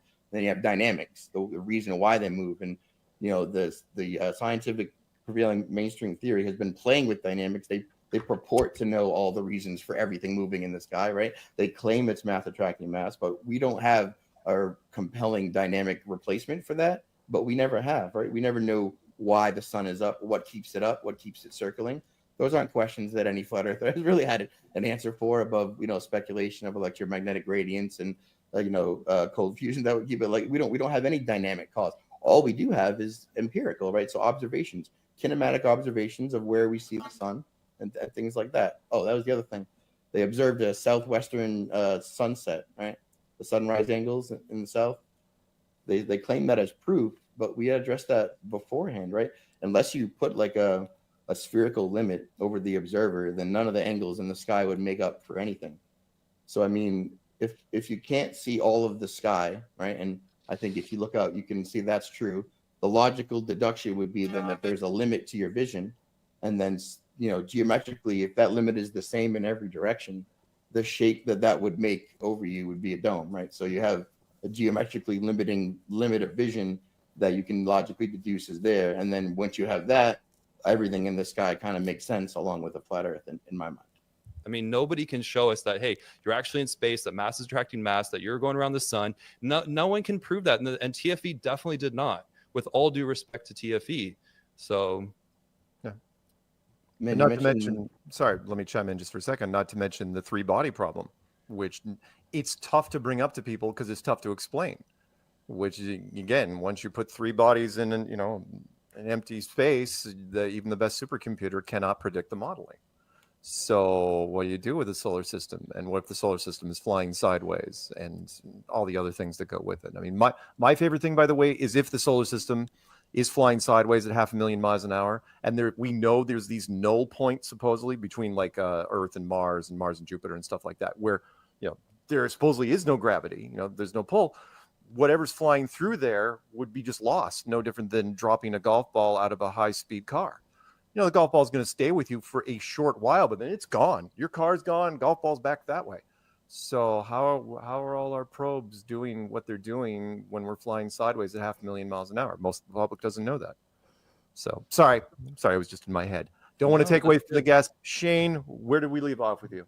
No, that's the three body problem. How do they solve it? They simplify it to extreme and then replicate a simplified series of solutions and pretend that was the problem the whole time. So how do you build the solar system? Well, you can't do Mars, Earth, and the sun. So what do? Earth and the sun, Mars and the sun, Venus and the sun, Jupiter and the sun. You solve those simplified series. You know how those two bodies predict. You put those together in a nice, pretty picture. Boom, I've mathematically created the solar system, right? Through a mathematical, cosmological, philosophical framework of invariant scaling and, what's really born of the Copernican principle, right? The desire that you philosophically frame your science that humans are not at the center, that we were created, and that everything is a cosmic fart, right? That's pretty much the Copernican principle.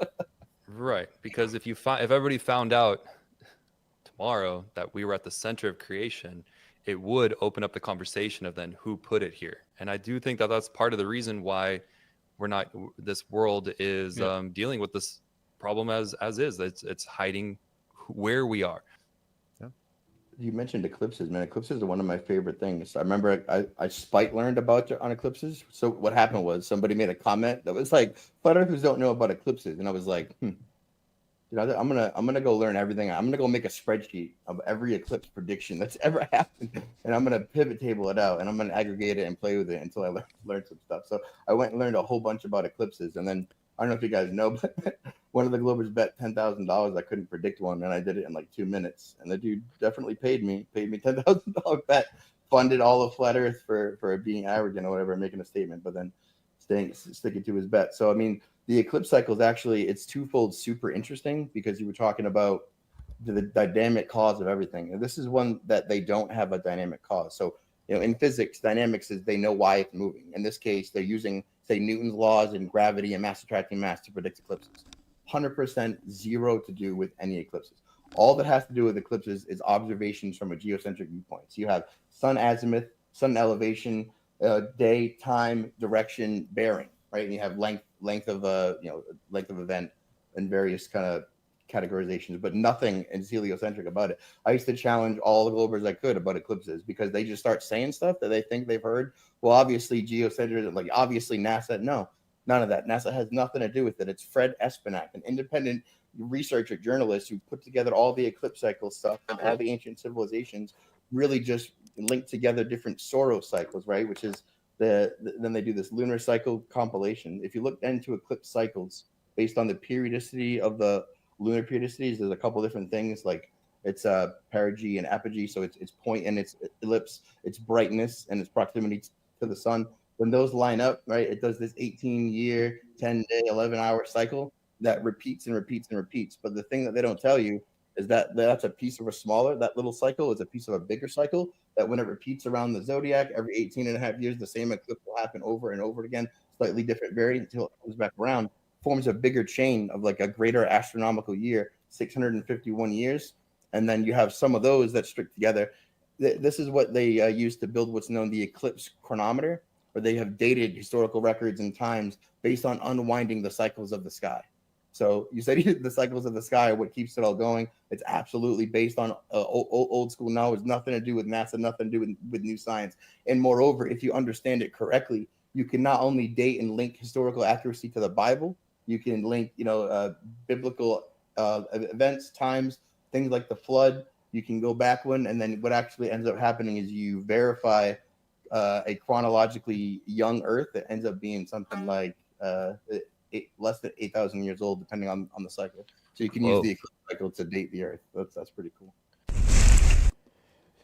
Ah, so it's a young Earther. And what a load of bollocks that was. There's so much bullshit there. You never asked Mother Earth her age. At one point, I think he said, well, we can't explain these things, but we never could explain these things, therefore we don't have to explain them. Right. She's got the most tedious fucking patter, isn't he? Right. But what I think is, when you hear someone confidently proclaiming all of this stuff, where is the product?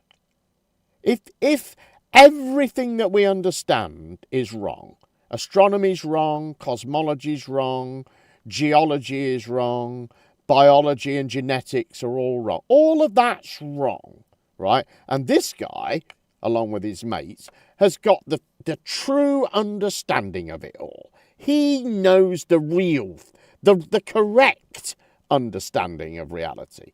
So where's the product? Where's the better stuff that comes from this better understanding of reality? There isn't any, is there? There's nothing. No, but Jem, he got a spreadsheet and he put in all the solar eclipses and he predicted them something in $15,000 apparently. Yeah, 10,000. He said, is that true? Has anyone else heard that? Who paid him for that? I don't think I believe that. Oh, I'd pay him $10,000 to shut the fuck up. He's so tedious. Yeah. His patter is awful. It's just the probably got paid. Yeah, like a cattle auctioneer. Mark Taylor said him and Alan are killing globebusters. So I don't know, but I do think that is the big problem with all of this sort of stuff. And same with what Witsit does, really. I mean, it's impressive, I think, for dumb flat earthers to sort of gaze upon, but it's no use to them. That most of them aren't able to repeat any of it. They don't understand any of it. They just they just want to know that there is an understanding somewhere, you know. He said that people were saying flat earthers don't understand eclipses. So I went out online and I got all the eclipses. I put them in a spreadsheet and I looked at the eclipses and I predicted the eclipses. And then I correlated it to the flood. I mean, what the fuck's the flood got to do with eclipses? Right. How would you correlate that? It doesn't make any sense, does it? It's just really, really clumsy fuck. And how would you end up with an 8,000-year-old Earth? But why would it stop? What would tell you that there wasn't an Earth there anymore or something? How would you get there? I don't understand. If it's an 18-year, 11-hour cycle or whatever he said, you can just keep doing that ad infinitum back in time, surely. Well, it's from when the moon broke off from Earth. Provable, and I mean that happened approximately 12,000 years ago. So I don't know where he's getting 8. I mean, there are things on this planet that are definitely older than 8,000 years, and it's easily proven. Well, most young Earthers go for 6,000 to 8,000 years, don't they? Something like that. Yeah. So he said he studied the eclipses. And I'm presuming he's inferring he realised there was a cycle, the Sarah cycle, but that's only 18 years. So how does that extrapolate in any way back, even in biblical history? What does that mean? I picture this guy when I rub a flat Earth bottle, he comes out like a genie. All right. What's next? Jeran started his show this week with a nice anti-flat Earth rant, which I thought we might all enjoy. And this is kind of my last show that I'm going to be doing addressing to flat earthers. They're not watching anymore anyway. And we'll talk about what Dave Weiss said yesterday, where he said that he doesn't even pay attention to me anymore. So this is what the flat Earth mantra is. This is how you avoid ever admitting that your model is crap, is because you just don't watch any debunks. You don't watch anything against you. If Dave Weiss just watches pro flat Earth TikToks, then what do you think he's going to be spitting on his interviews, right? So it's basically time for this bullshit to end. And people keep asking me, Jeran, was it really just the sun in Antarctica that made you flip? Like I saw one thing and said, oops, my bad, the Earth's a ball and I have been wrong for 10 years. Hell no. It wasn't just one thing, it was everything. A relentless avalanche of reality just slapping me in the face until I couldn't ignore it anymore. And guess what? Flat Earthers ignore it all. We'll get into that. That's one of your top 20. They ignore every bit of evidence against them and just declare what counts as evidence. Now they can say, oh, well, you can't look at the lights in the sky to prove the shape of the Earth. Why not? Who made you the arbiter of evidence? Doesn't make any sense. That's how childish flat earthers have become. And I really want to go back to my analogy one time, because the bowling alley analogy works really well. That it is if there's a PBA bowling team and they're bowling 230s, 240s, a lot of strikes, a lot of spares picked up. They're just bowling. They're having a good time. They're quiet, doing their thing over there. And then next to them, they place a group of unruly, snot-nosed kids. They're loud, they're obnoxious, they're rude. And they place them next to them. And the kids ask, hey, can we get some bumpers over here? We need some bumper balls. So they put the bumpers in the lanes. And then they just start winging the ball. It's bouncing off every bumper and getting down there, and they're getting like 2 or 3. And then they start looking at the PBA bowlers like, you guys are terrible. You guys suck. And the guy's like, what? No, well, we're bowling 230s, 240s. We're doing pretty well. Like, nah, but you guys aren't bowling 300s. You guys suck. It's like, yeah, we don't say that we could bowl a 300 every game. That would be really weird. We can't do that. They're like, well, you guys can't even throw the ball right. You don't know what you're doing. It's like, dude, you just threw a 3. Okay, and he's like, yeah, well, at least we didn't throw a gutter. I saw that guy throw a gutter a second ago. Well, yeah, we don't have bumpers in the gutters, guys. Yeah, it doesn't matter. We haven't thrown a gutter yet over here.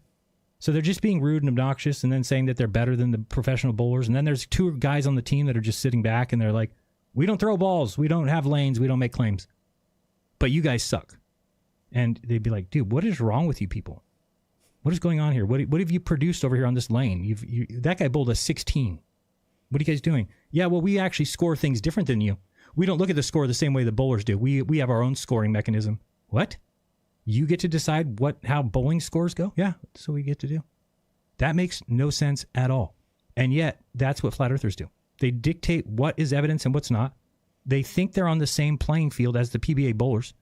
Why? Who knows? They haven't produced anything to put them up to that level. They're not bowling scores like they are. They're not doing anything. They're getting snot everywhere. They're spitting. Some of them have no bowling shoes on, for God's sakes. They're just bowling in regular shoes, scuffing up the lanes, throwing balls on lanes they're not even on, claiming that that's a good score. Well, that's 16. It's really good. That's what I did really well at that. No, you got 16 for the whole game, dude. Yeah, it's pretty good. I think if you score 16, you automatic win. What? What are you talking about? That's the problem with these flat earthers that and I couldn't be on that team anymore. And that was sad. I was one of those snot-nosed kids.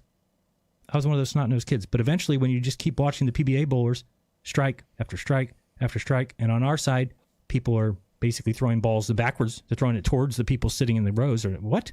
You're supposed to throw it that way. And then you have people just throwing a 1, and then somebody comes along and they're like, just give him a strike.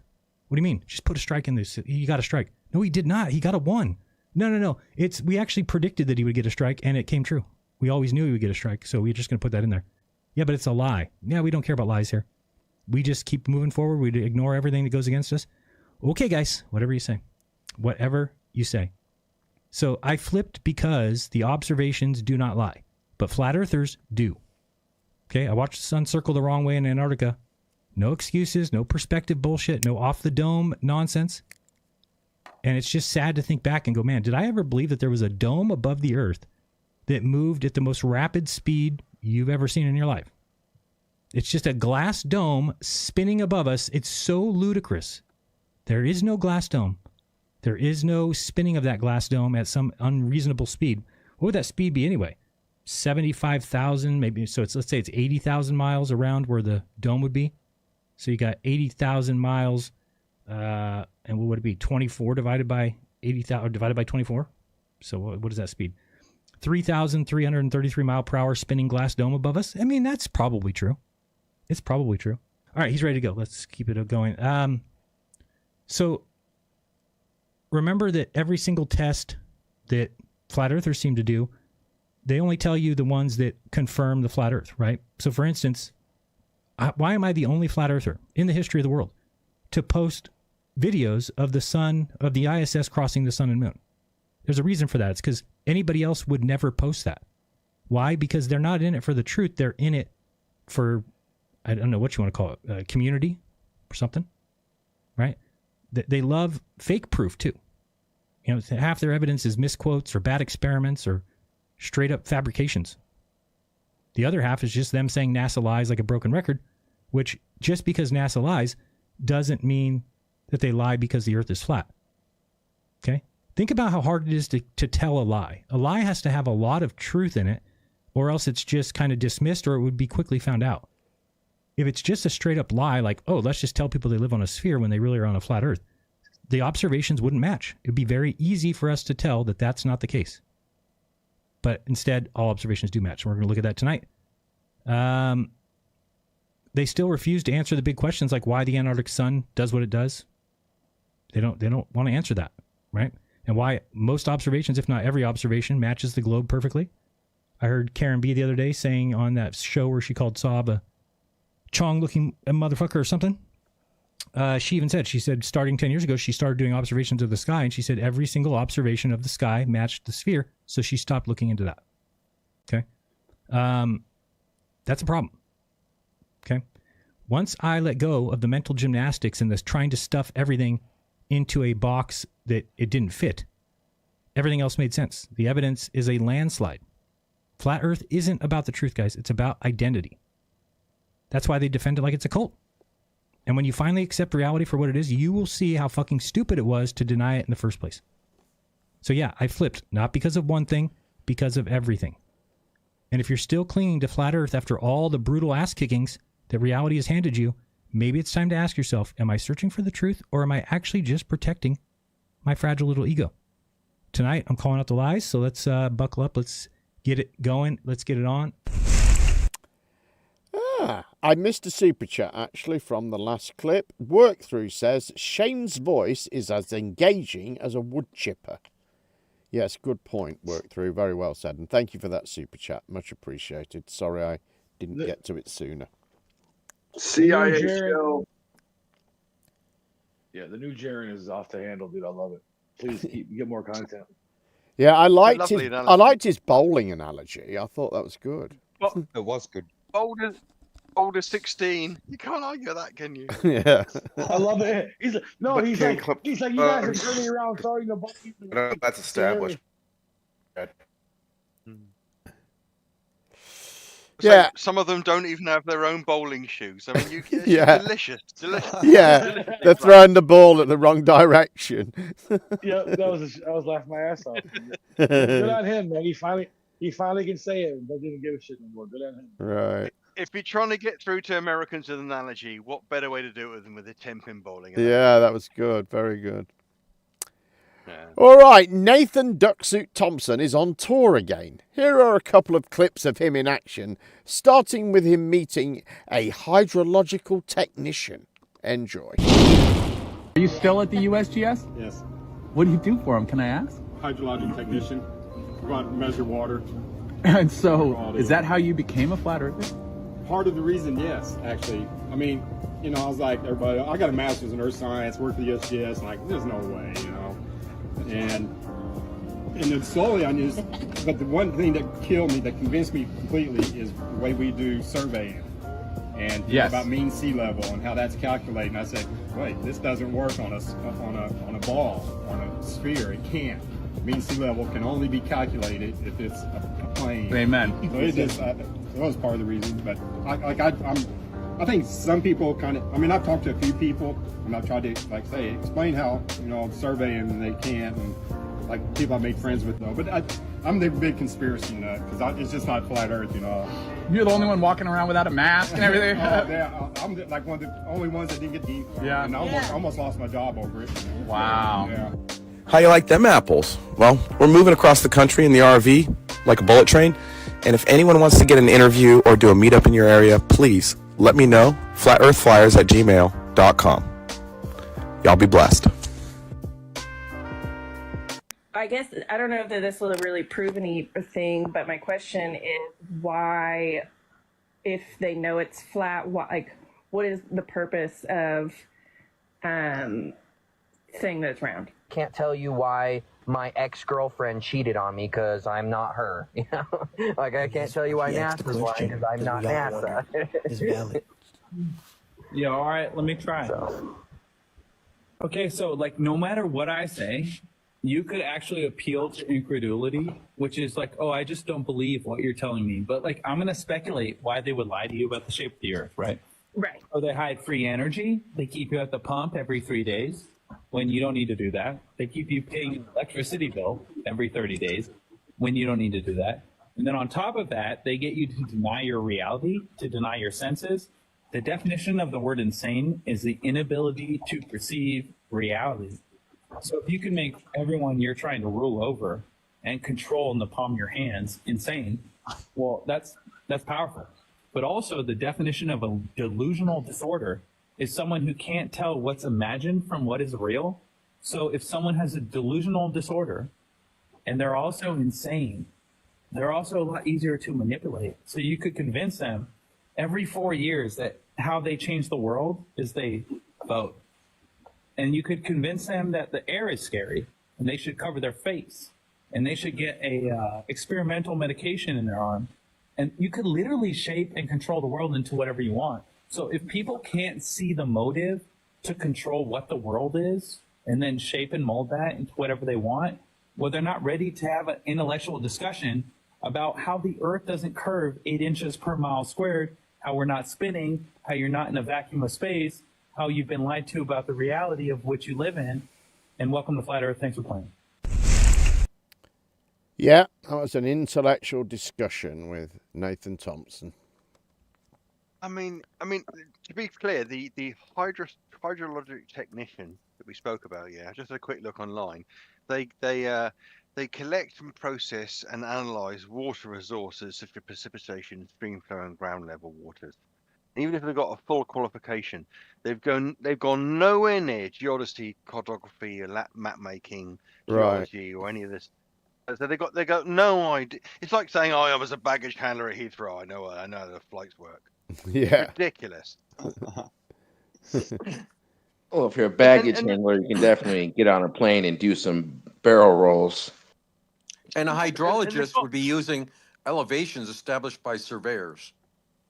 Sure, exactly. He's just using second. He's a second referencer to this information, and at this mantra at the end, they deceive us with the shape of the earth as the way of controlling us. Look, we live in a world where they control the currency, the food supply.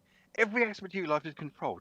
If they wanted to control you, they don't need to pretend things like this. They can get rid of you if they wanted to. It's the idea that the only way they can possibly control you is by deceiving you about the shape of the earth. It's ridiculous. I don't know why people go through this kind of mental gymnastics where they pretend that in a world where everything is in someone else's control, the one thing that could possibly reveal the truth is a simple deception about the shape of the horizon. Right. It's stupendously daft. It really is. Oh, and then of course they always rail on, optical measurements. You can't use optical measurements. And they immediately show up with a P900 photo. Well, Yeah. So in regards to the P900, what that is constantly refusing to engage with the claim that if I see a ship that's resolvable but obstructed from bottom up, and I can't zoom in and bring the ship back, it means that it's Earth curve. They don't that part. No, I've never heard a flat earther able to steelman that and explain why that's relevant. It's always like, well, of course I can do it. I zoomed in and brought the whole boat back after I had gone over the curve. So that's the use of the P900 is because, and I don't think it's intentional. I mean, Pazza, you made a few good comments, Pazza, and then Omni's voice just ruined the whole show for me, to be honest. So with the P900, is it a digital, when you go to digital and quote unquote analog, right? Okay, let's move on anyway. Dr. Stephen Alonso is a flat earther who claimed the observations of the final experiment perfectly matched the flat earth model. A model which, like Shane St. Pierre, he also stole from Walter Bislin. Will Duffy isn't too pleased about this for reasons he will explain.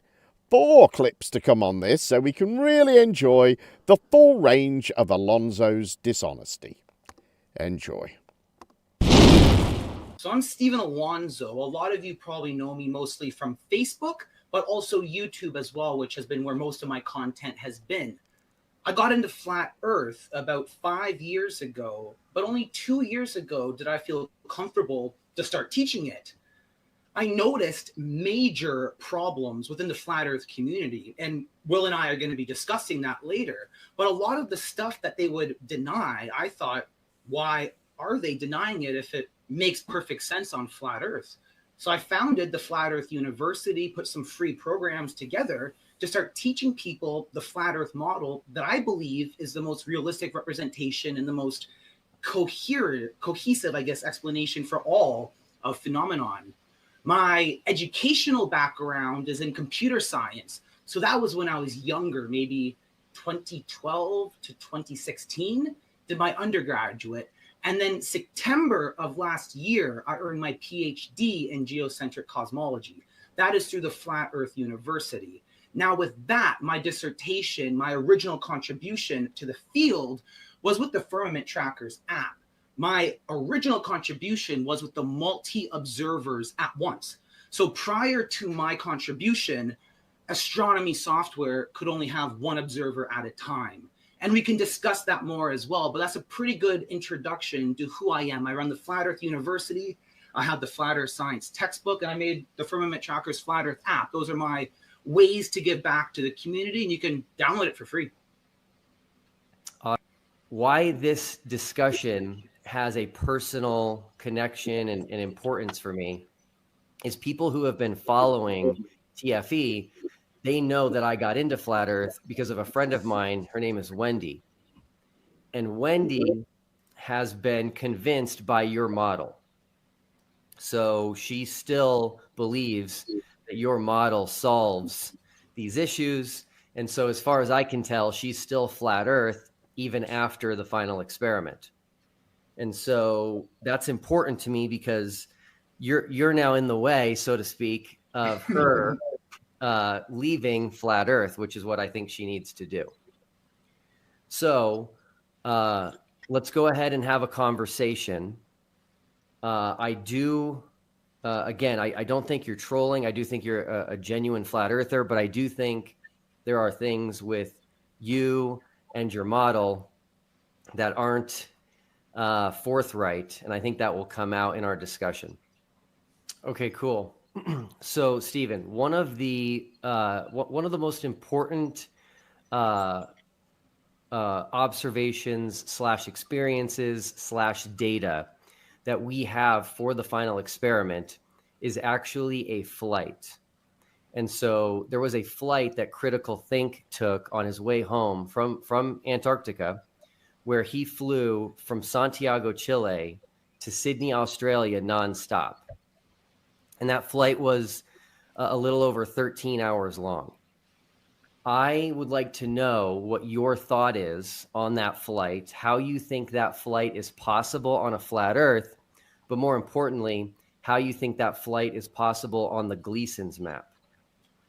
Yeah, absolutely. So a lot of people know that I believe we have an ether fluid framework that all matter essentially travels through, and it's within a dome structure. And the reason why this matters is that ether compresses measurements. It's called the Lorentz length transform. This is a real thing that special relativity would use. Now, I don't fully agree with that, so I reinterpret it to a way that works on the Gleason map. So what I did, because of your challenge, is I had to derive a formula using planar trigonometry. Now, that's very important to understand, because with planar trigonometry, we are actually measuring distances on a flat surface, unlike the Haversine formula, which I wanted to make sure to show so that people know the difference. It's not as simple as just saying Steve used the Haversine formula. It's no, Steve is using planar trigonometry. And then to deny it, you got to go more advanced and look at the ether, the implications beyond that. But the practical approach is that the farther you get south, distances compress. So I actually believe if we could go up in space and look down, you would see Australia exactly like that. But because of the etheric compression, measurements end up exactly the same as the globe. So it's really, really hard to tell the difference from flights alone. Okay, cool. So I do want to get back to your submission for TFE challenge number 1, but this is a very specific flight. So if a pilot was going to make a flight plan for that flight using that map behind you, what exactly would that look like? You'd have to, I guess, graph out the gradient compression to know the shortest distance. So it's no longer as if you're being on a sphere doing like a geodetic survey where the great circle is the straightest line. On flat Earth, you need to see where the etheric compression is the least. So because we have a parabolic dome, if you're right at the north, it's going to be a very different compression than if you're flying around there. So what happens is pilots will plot a flight pretty much the exact same as if it was a globe. So it's going to not be a straight line because the distance is shortest that way. There's too much ether here, if that makes sense. Yeah. How would you know, like how would the pilot know to have enough fuel though? Well, distance, for that flight? Depending on what the distance is. And how do they calculate the distance? With the Lorentz latitude distance formula. So you have two options. You can use a globe Haversine if you want, but you can also use the flat Earth model. And what I found was that the difference was only about, or is it the first slide where the distances are shown? Yeah, it's only about 20 kilometers difference. So that alone over these massive flights, I can't really tell the difference of which formula is more accurate. Should we use the flat Earth Lorentz latitude distance formula, which is number 2, or should we use the globe Haversine distance formula? So I guess with your final experiments, I was kind of hoping you would be letting us have that data. So for the predictions made, we could then see which model is more accurate. For example, the flight from Los Angeles, is it actually 8,928 or is it 8,972? So we don't really know yet, but I'm hoping if you're able at some point to release that data, we could possibly then figure out what model aligns best to reality. But at the moment, they both work fine. Okay, now when you say distances are compressed, what does that mean? It's a Lorentz length contraction. So I guess there's two ways of looking at it. So, you know, in general relativity, you can go so fast that time slows down. There's a kinematic equivalence to that. So a lot of us don't at all believe in general relativity. The way to look at it is that the coordinate system is expanding or contracting. So either time speeds up. Me personally, that makes no sense. I don't believe time can change. I do believe that physical distances, though, can compress under ether. Scientifically, this is the Lorentz ether length transform. You can Google that quickly, or anyone in the audience can, to know that it's actually real. The problem is, or where we can debate about, is my application of the Lorentz length transform. Yeah. Yeah, what a bullshitter that guy is. I was about to say, what an absolute cacophony of bullshit. I know. I mean, he says, "Oh, there's too much ether in certain places." I mean, and he Right. says, "Oh, yeah, there's like a dimensional distortion." Well, if there's a distortion and the distances aren't the same as on you, what's the point of the AE map if it doesn't tell you the distance between things? It's not real, is it? Right. It just doesn't.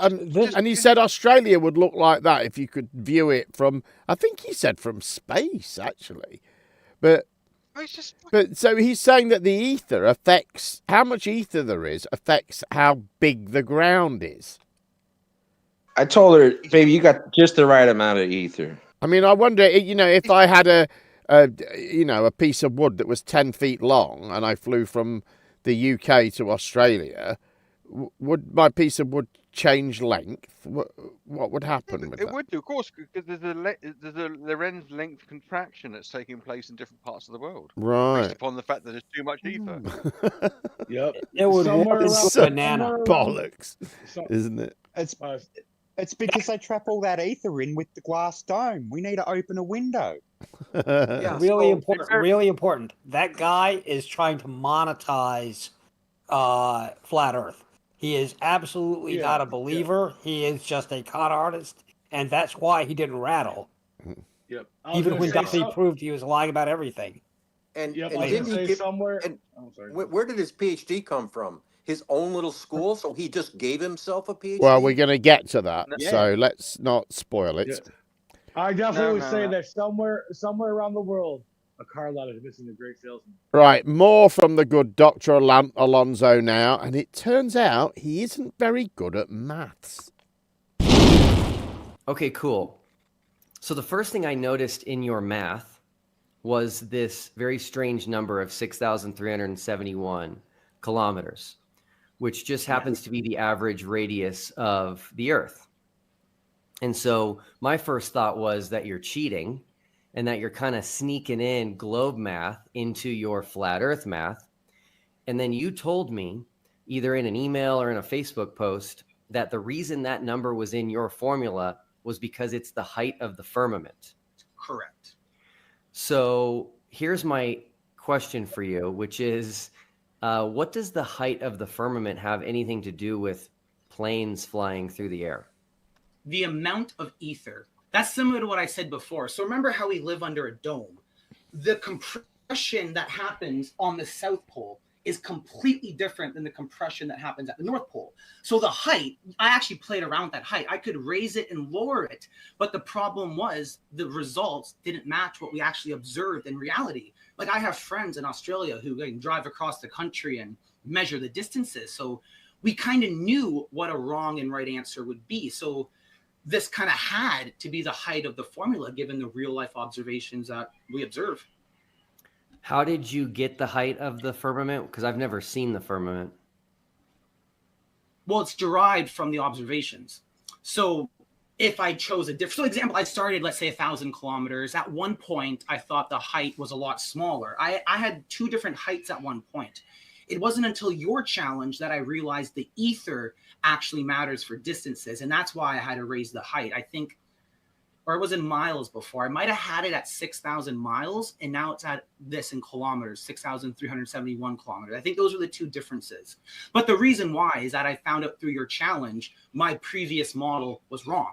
So that's why I always talk about the scientific method. We make a hypothesis, we attempt to falsify it. And thanks to TFE number 1, I then learned that the height of the firmament is actually that, and my previous one was wrong. So what I'm going to do is I'm going to scroll down here on what you sent me. And I'm going to go down to the Sydney calculations, which you can see on the screen. And you'll notice there, your final result was 11,027.9 plus 3,417.4 equals 11,327.9. So this is just bogus math. Yeah, that was a typo. That's a big typo. Yeah, now you have to see the full work on something else, but let me just show you what the actual one could be. That's why I recommend you guys go to the website to get the updated stuff, because I fixed this all when I reviewed it. Here is the Denver Boulder one.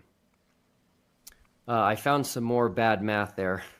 The etheric scaling, 2801.81 times 32.26 divided by 5,000 equals 7.54. That's not correct. It doesn't equal 7.54. You sure? Yeah. You want to grab a calculator? Yeah, I'm going to test that. Equals 18. Yeah. Yeah, that's wrong. Yeah, you're right. That's wrong. Okay. So as I went through this, I didn't understand everything, obviously. But the pieces that stood out to me were math issues. Now, you said you made corrections on the other one. I never knew that. So I'm glad you're telling me now. Yeah, so there might still be ones here that I'd want to review. What matters, though, is the full work, not what I copied down from the papers. Let me show you on my screen how it actually expands out. So this is, now let me see, did I do this math wrong as well? Yeah, I still have the 7.45 there. So that is wrong. That should be 18. Okay. So let me tell you what I think is significant is if there is a debate going on between two people, as significant as we live on a globe or we live on a flat earth, the way to settle the debate is to find where there are differences. And the things that you kept submitting were not very different from the globe model. Mm-hmm. Because on the globe model, the only place you can be at the GP, the ground position of the SCP, the South Celestial Pole, is at the one and only geographic South Pole.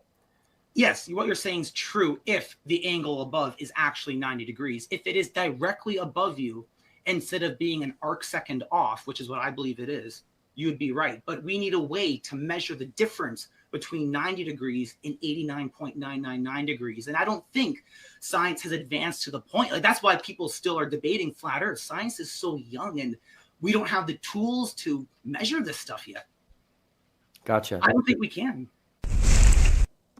He doesn't think we can measure an arc second. Science is so young. Came out last week. I don't know why we're denigrating this fellow. He did computer science to an undergraduate level, which means, as for me as a computer scientist, that means when someone arrives with an undergraduate level, it's like put the kettle on, yeah. Yeah. But he went on to get a degree in geocentric cosmology at the Flat Earth University. Now that alone would give us all the breathing space to sit back, listen to what he's saying, and reflect. Possibly we don't know what he knows. He has a fake degree from a fake institution. How he talks dare about you? lens transformation, things he doesn't understand. Then he talks about fake ether. All right, we'll just get on with the next clip before one of you lot just wrecks it for me. So it gets a little confrontational in this next clip. Take a look. I personally know 3 pilots. Okay, one of them works for Southwest Airlines, so they're very serious pilots. Yeah, commercial license.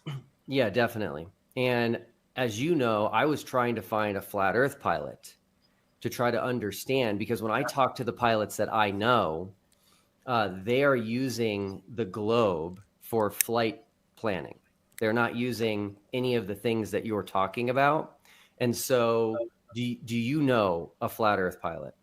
No. So it's called a CPL. You'd lose your commercial pilot license if you did what I did and publicly spoke. You could probably find people with a PPL, the private pilot license, they would talk to you, but a commercial one, it's a financial. So that's the problem. In mainstream capitalism, we are blackmailed financially. If you say the wrong thing, unless you're like me and you're self-employed, it's different. But most people have licenses. You with your financial licenses, you could lose that if you do the wrong thing. So it's very hard to find that in this modern day right now. Sadly, we're a persecuted minority group. That makes sense. And if you recall, I also said I would speak to a retired flat earth pilot. So do you know any retired flat earth pilots? No, I don't know. I also don't know how pensions work either, if it's possible to lose that. Okay. You have to see how they benefit from talking to you and see if it's a win-win for both of you. I don't have a commercial license, so it's hard for me to empathize fully with them. But the way I view it is if I had some type of license that I could lose by speaking, I wouldn't want to. I see. So, Stephen, again, I'm glad that I did more research into you, because then I discovered I don't think you're a troll. But in my extra research, I came to the conclusion that I actually think you're an imposter. And that's the best word I can come up with. In my research, I went to Amazon and I typed in your name. Yes. And the first thing that came up is Flight to Truth, A Pilot's Journey to Flat Earth. And that's you. Yes. And so in this book, you claim to be a pilot. Yes. Now, that's a very good thing to point out. So let me share what I want to then show you. So as you know, I'm an author. I have several income streams. That is one of several books. So if you can see the screen I'm sharing right now, I have a book called The Bun in His Oven. It's about male pregnancy. As a lot of you guys don't know, men have to go through pregnancy, and we often aren't appreciated for the struggle that we have. So I wrote a book about me as a man, the tale of male maternity. Let's also take a look. Oh, and just so you know, these are actual books. You didn't want to click it to show them it because you know it would disprove your argument. But I am an author with several books. Let me see if I can expand this. So I also wrote one called The Encyclopedia of Woke. I have about 10 different books. So you might not want to click where it says Stephen Alonzo at the top because it'd ruin your argument. But you'll get to see that I have about 10 fictional books that are not used at all for teaching. And it's free. That's just for fun. Okay, so here's the issue that I'm having is that I read your book, and I've also found comments you've made online, even recently, where you're claiming to be a pilot and that you were a pilot. And so I fear that you're an imposter and that you never were an actual pilot. So you'd want to look at the groups that I said that in. So I belong to both globe groups where it is just globe trolls, they're being toxic, and flat earth groups. So if it's a flat earth group, like the firmament trackers that you are in, that I'm an admin of with 28,000 people, I've never said that at all. Now, if it's a globe group where people are saying, Stephen, you should kill yourself, you should die, you're a terrible person, it's different for them. The content is more about engaging with them and trying to get the genuine people to come to the real groups. So look at where it was posted. Okay, now, am I hearing you right that you were never a pilot? No, of course not. Okay, I appreciate that because your book claims that you were, and it claims that that's actually how you came to be flat Earth was by being a pilot. Correct, but I have books that say as a man I can get pregnant. It's non-fictional, especially that outfit. Like no one dresses like that to be serious. Okay. Well, I appreciate clearing the air because I contacted people that have interacted with you, and they told me that you actually told them you were a pilot, that you answered questions, and so I'm glad that we can definitely clear the air there. Yeah, it depends which group. So there are Facebook groups where like they're very toxic, and it is just for trolling. There's no actual genuine discussion like what goes on in the firmament trackers group that you're a part of. if you see the difference between a moderated flat earth group and an unmoderated flat earth group where it's only trolling, I participate in both because I actually genuinely enjoy the discussion, the psychology of it. It's very interesting. So I want to know why a glober would self-identify as a glober, and oftentimes they only are attracted to the ridiculous stuff. You have to dress up as a pilot to get their attention. But that's not for teaching flat earth. So flat earth science, like this, is something completely different. It's an actual academic book. An actual academic book he's got there. Flat Earth Science. He's crazy. $180 well worth and well spent. I mean, if you look, I don't know if anybody caught the picture of him dressed as a pilot there. He's obviously working for a Brian Nylon, Amazon cheapest fancy dress costume airline. Yeah.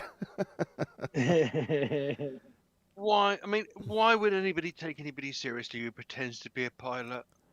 I mean, I know. No, he wrote other books though, man. He wrote other books though.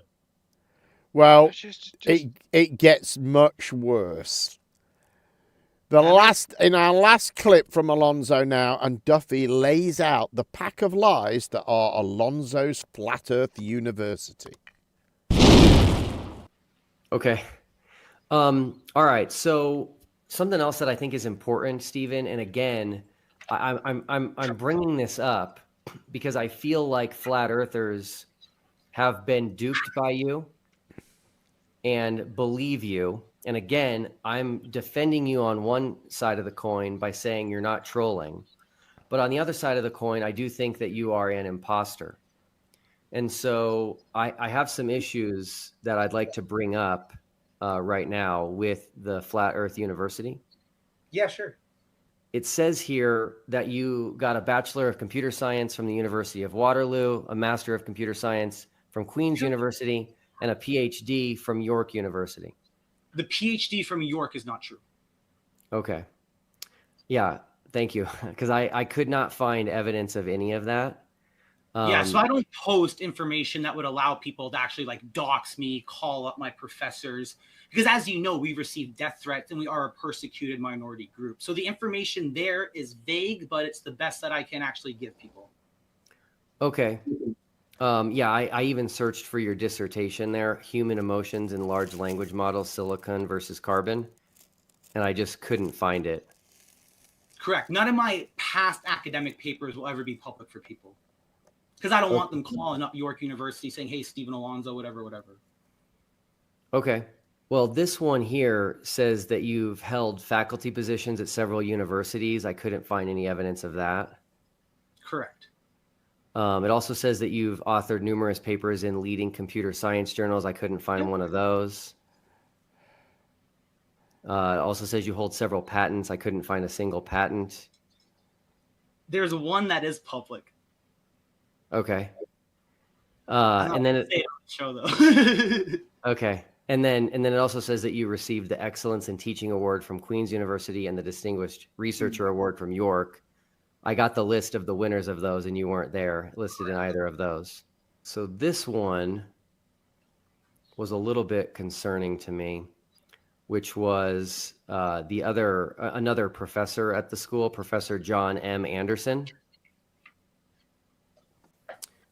I have a feeling this is a fake person. Oh, yeah, correct. Okay. Yeah, because it also listed his credentials, which I could not find, claimed he had a PhD from Stanford. Yeah, these were all AI teachers. There's another one, Dr. Mei Lei Zhang. That was when I was originally setting up the Flat Earth University, but it made more sense to have the students interacting with me directly. So none of those professors actually teach the courses anymore. So you can enroll now in FE 101 or FE 102, and you'll be assigned me directly as your professor. Okay, but Professor John M. Anderson's not a real person. Oh, no. I just got the license to use that through the clothing deal. If you notice they're wearing my clothing, that's the company that provided me to use those. Got it. So they're not real people at all, no.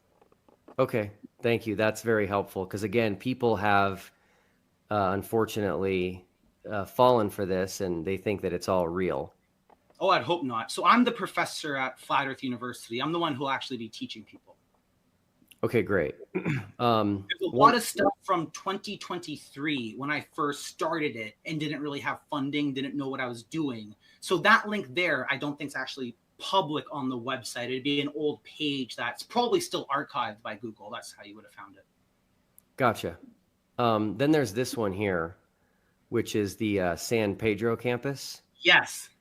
I noticed that the picture there is actually the government building in Santiago, Chile. Correct. So that's actually the banner image for all our pages, not just this one. Okay. So if you click, like, I think students, I think the banner image will be the same as well. Gotcha. Okay. So there really is no campus then? Well, the Flat Earth University exists as a business in Belize, and I use it for a lot of my financial purposes. Like, we own assets here. Gotcha. But it's not like a physical campus. Correct. No, we can't ever have physical campuses due to the threat of hate crimes. That'll never happen for Flat Earth, at least not now in the current state we are in. Okay. In the future, it'd be nice if we could have public buildings where people could come in and study and stuff. Yeah. Okay, great. So we're an online school. If you're not aware, we're an online school. Okay, cool. Yeah. So, some people had thought that you were actually had physical locations. Have they though, or is it only Globers? Have you ever had a flat earther tell you that, or is it only Globers? Because that seems to be the only people that try to make me look bad. Well, I mean, the website says it, so I wouldn't fault somebody for believing it. But it should be very obvious. Like, I have 400 students right now fully enrolled in the online program, and I never got one email saying, "Hey, where's the campus?" So I hope, like, it's not flat earthers messaging you, and I'm assuming based on your response, it is only Globers that are saying that. And if so, I'm okay with that. Okay. And then this next one here, you actually did post in your group, the Firmament Trackers public group. So yes, I noticed, because again, like I was researching you, and I just noticed this pattern of you claiming things that I didn't think were true, that didn't seem believable. And this one here, you said in 2020 you did your ISSA certifications. Yes. Do you want me to get my textbooks? I called them, and they said you never finished and you were never certified. I don't know why they would say that. I don't even think they're legally allowed to say that. Well, people want to make sure that the people that are claiming to be ISSA certified are legitimate. So I think they are allowed to do that so that people can't just lie about it. And they definitely said you contacted them about doing the class, but that you never finished it and are not certified. That's interesting. So anyway, I do like that you're, take your health seriously. Do you still consider yourself a doctor? Oh, yeah. So to have a doctorate, you have to contribute original work, make an original contribution. Now, if I didn't, then I would feel shameful for referring to myself as that. And to clarify, I'm not a medical doctor. So I don't want anyone to think I'm a medical doctor. A doctorate degree means you make an original contribution to the field. And for me, that was the Firmament Trackers app. Multi-observer software is something that was never done before. As you see, the best globe model possible is what I have above me, and you can only have one observer at a time. So my original contribution, which allowed me to earn my PhD, my doctorate in September of last year, was this software. And I'm really proud of it. You can download it for free, test out the basic features. We have many versions of it. So this is why I earned my doctorate, because even Globe software cannot do multiple observers in real time. They got to do pre-made renders like in Blender, where my software is real time, which is insane that it took a flat earther to do this. Yeah. Now, I should tell you, Stephen, this is an area, I'm not a doctor. This is not an area I'm very familiar with, but I did have some people contact me when I announced our debate and I made the thumbnail, and they pushed back at you referring to yourself as a doctor. They said that it was disrespectful to people who are actually doctors, who actually got their PhD. And so I do think we should be careful in arguing that if we make an app that's new or novel, that we can call ourselves a doctor. Well, it depends what field it's in. So I'm not a doctor of philosophy or a doctor of biology. It's geocentric cosmology. So no one should feel offended unless they feel like they work in the same field as I do. And it's not just a new app. It's a whole new entire concept. Oh, it ended. What a fucking lying piece of shit. Isn't he? Just unbelievable. It's isn't he? enraging. It's Thinks that he enraging. can be called a doctor and say all. It's just refreshingly shameless, isn't it? Oh, where's the camp? Oh, there is no fucking campus. That was just, we just put it out Yeah. there. That's, Even Dr. Zoidberg All made the it. Yeah, it It's said con where artist. academia meets paradise on that page. I mean, he's It's clearly con trying to artistry. pretend there is a campus. The There's- guy's oh a no, con there's no artist. campus. And why would anyone think that? no, there's no Why? campus. Why Oh, are by the you way, I'm running saying a there business- is a campus if you don't want people to think there is a campus?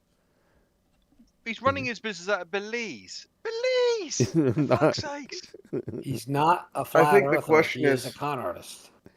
Yeah, I think he is. Going through.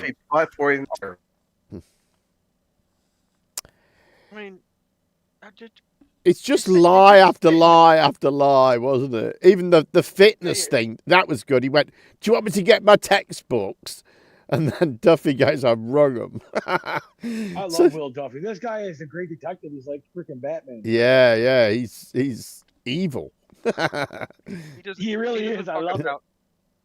I don't believe in it. I don't agree with everything Duffy says, but he doesn't fuck about, does he? Right, he does the. No, he's got all does his a, shit he's backed very up. thorough, isn't he? I mean, the funny thing was that snapshot in the earlier clip of his 2 books on Amazon, the Flight to Truth, A Pilot's Journey to Flat Earth, which has got him dressed in shades and Ray-Bans and a cap, yeah? That cost nothing. And then the book after that with his name on, Flat Earth Science Textbook, Flat Earth University Undergraduate Student Handbook, $180! By the way, I just want to point out, I was looking at his website. It literally states, with strategically located campuses in Belize, Canada, and the United States. Oh, wow. Yeah, tax dodge. It was That's just what so it is, isn't it? amazing. It was just so amazing that every time Duffy called him on something that isn't true, he goes, "Oh yeah, that isn't true." It Yeah. depends on who I'm talking to as to whether or not what I'll say, because trolling. Yeah, he didn't flinch, did he? On any of them, he just. Oh yeah, of course, of course. That's how you not know true. it's a con. That's how you know he's a con artist. Right. He doesn't care about integrity. He just wants to keep a financial interest. Yeah, that picture's from something like from Colombia. Yeah, we use that. Right. Oh, and it's only the Globers. Only the Globers are complaining.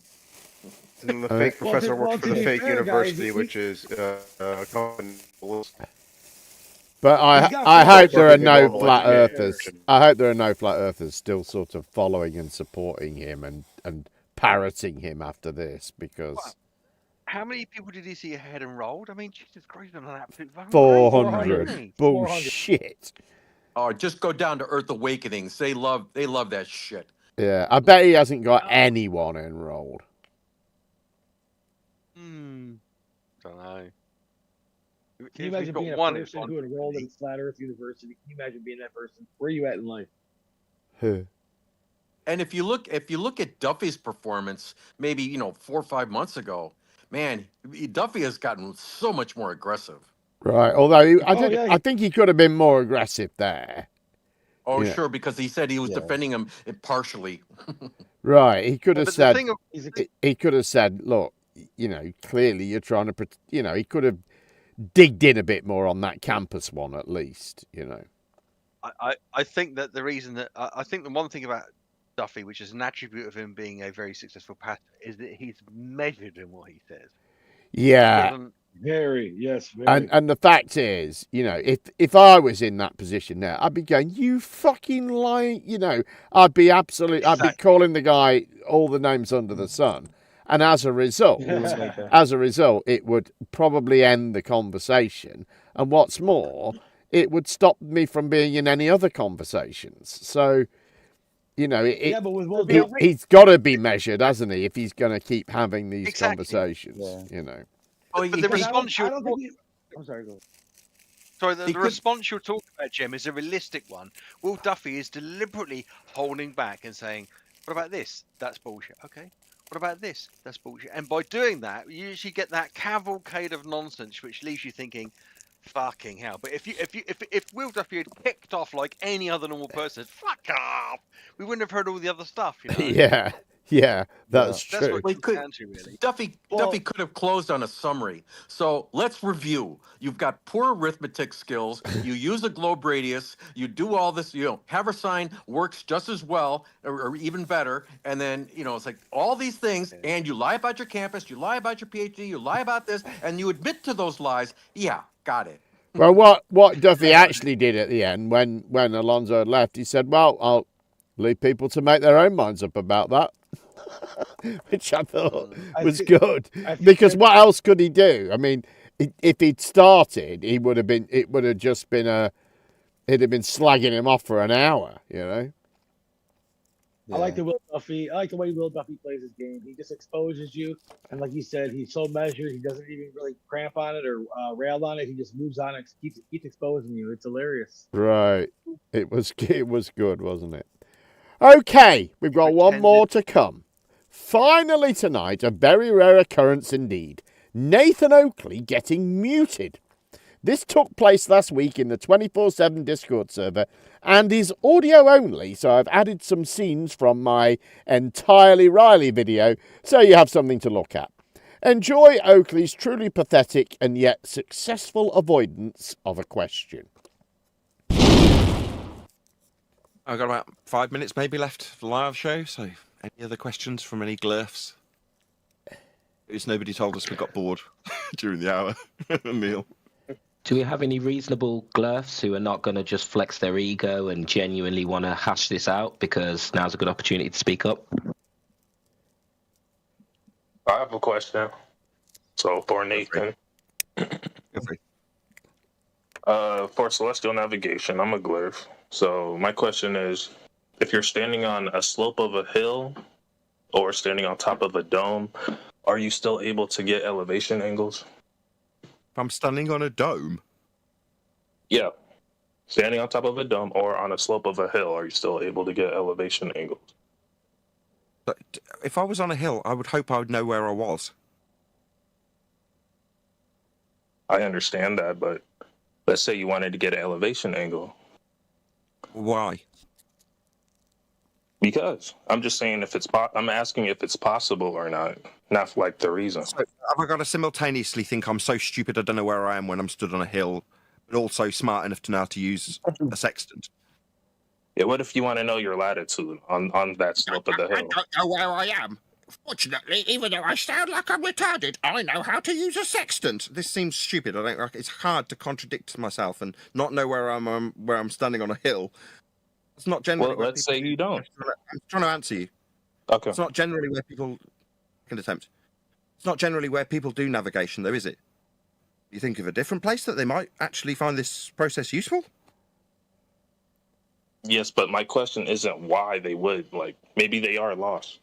Maybe I'm just asking if it's possible. Maybe I can ask you something. Why in unholy hell, if you were on a hill, would you need to know where you were? Why wouldn't you know where you are when you're on a hill?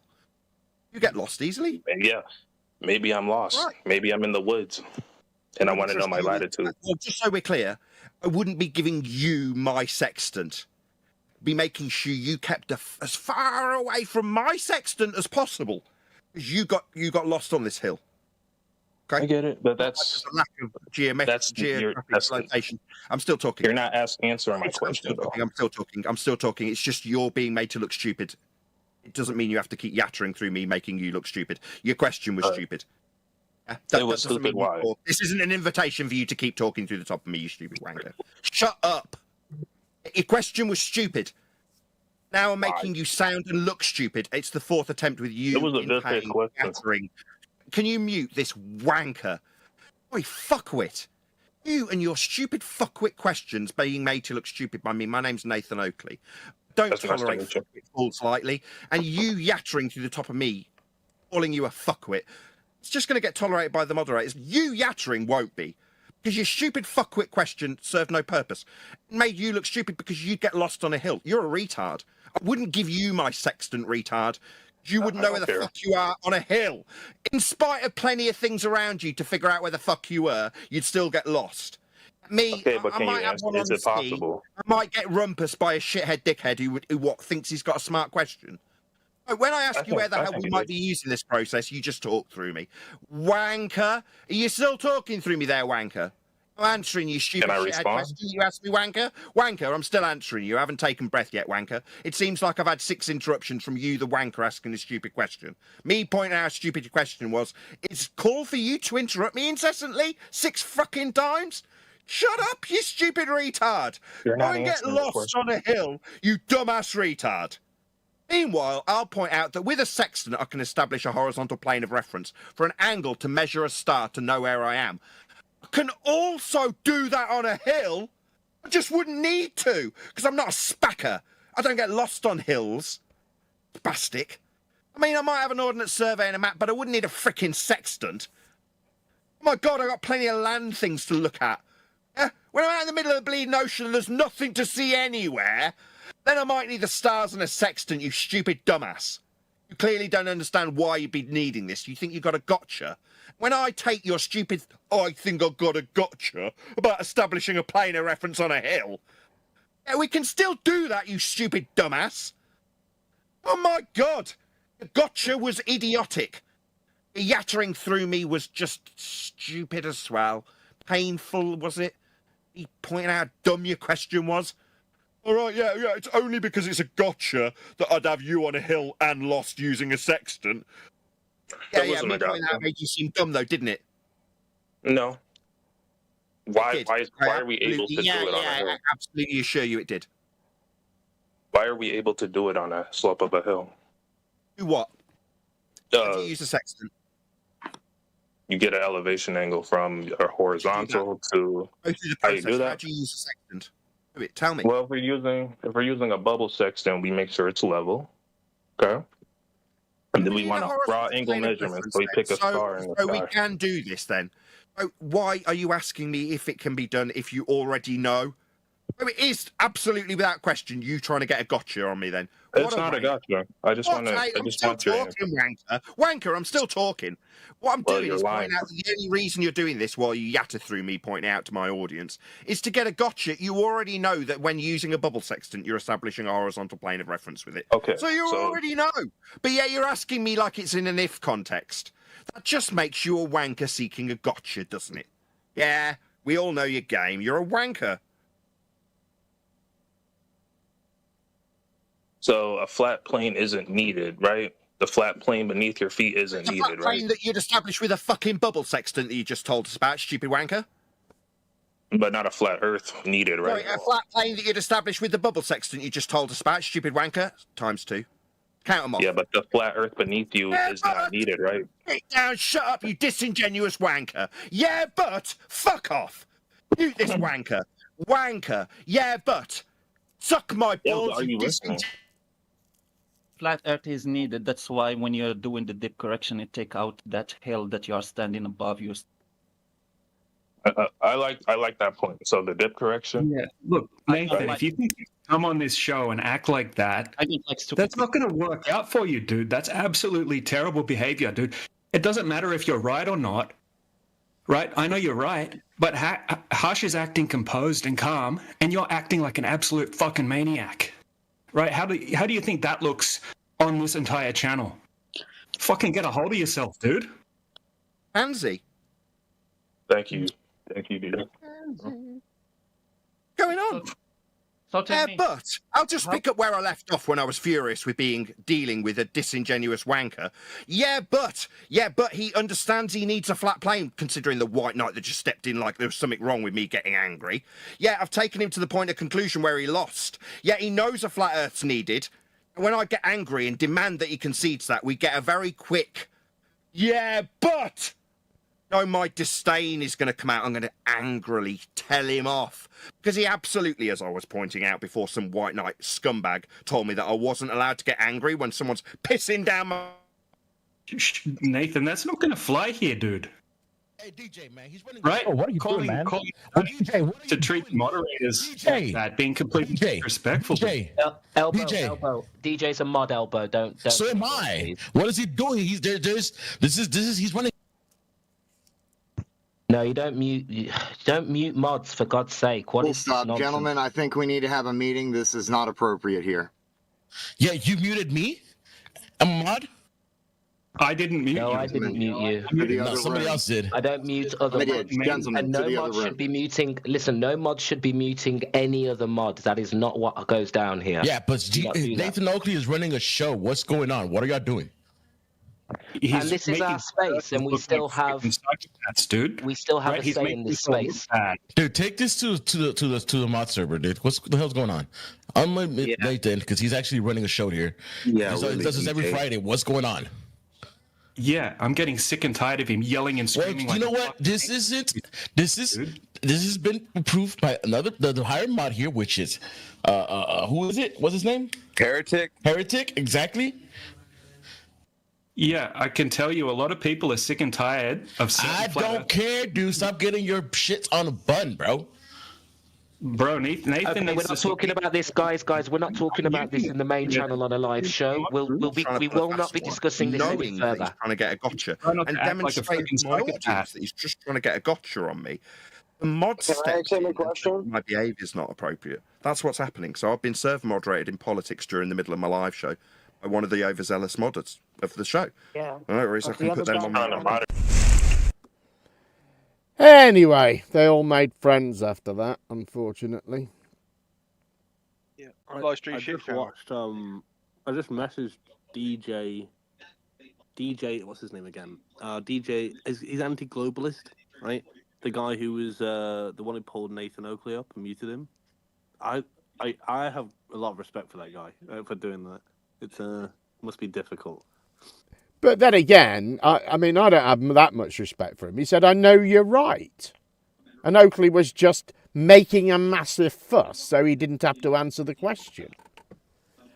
And then claiming he'd made the guy look stupid and he'd got him to, you know, the point where he had to admit that you needed a flat earth. But I didn't hear any of that happen at all. I just heard Oakley going mental so he didn't have to answer the question. Yeah. I mean, even still, I think it's pretty. I mean, like because of the sort of control some flat earthers and the pressure they'll have, and like not to contradict people like Nathan Oakley. I still think it's pretty good that, you know, like Maybe. The funny thing is I was listening to the pre-show when he gets in there and he's like, "You're going, hello everybody," and he goes, "I'm going live in 5 minutes now. I please nobody swear."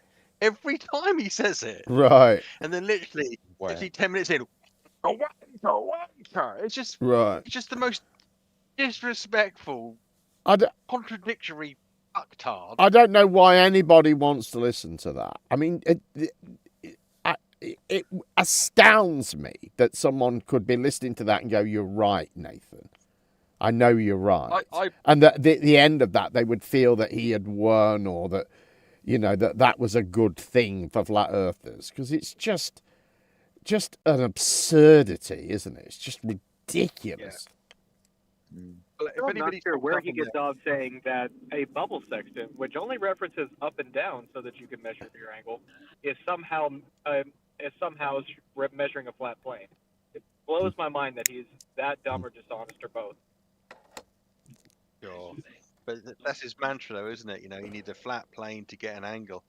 And he's Right. not moving away from it. Right. That's the whole thing. He doesn't care that you can, like you say, he doesn't care you can do this anywhere. He doesn't care you can do this with a plumb bob, a ruler. You don't need to refer to horizontal at all. And all of astronomy doesn't actually use the horizontal; it uses the vertical. It uses the zenith angle as the starting point.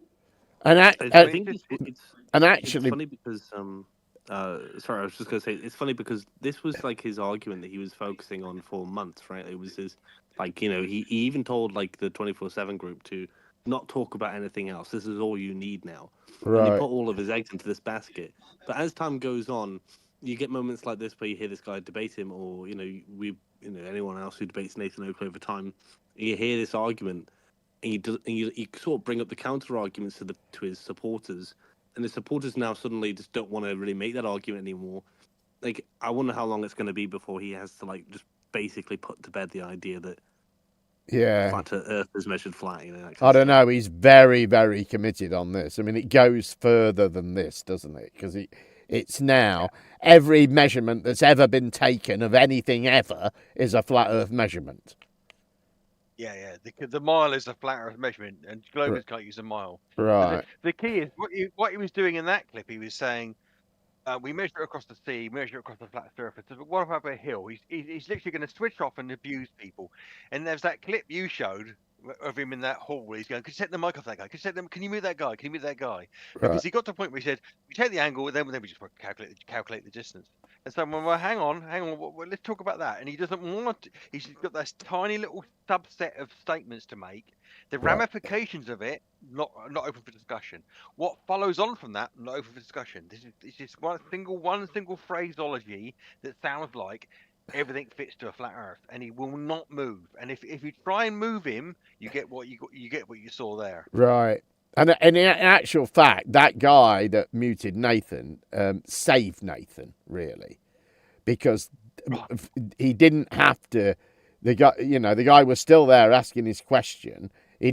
From that point on, Nathan didn't have to answer it, and then the discussion became about whether he should have been moderated or not, and it was never concluded.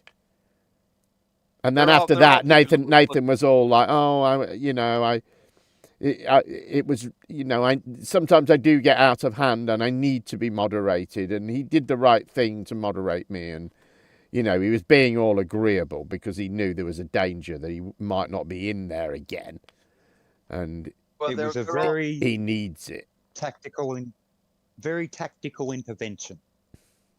There are definitely moderators on the politics server who don't like the idea that 24/7 is there, and there are definitely amongst them people who loathe the idea of him being there.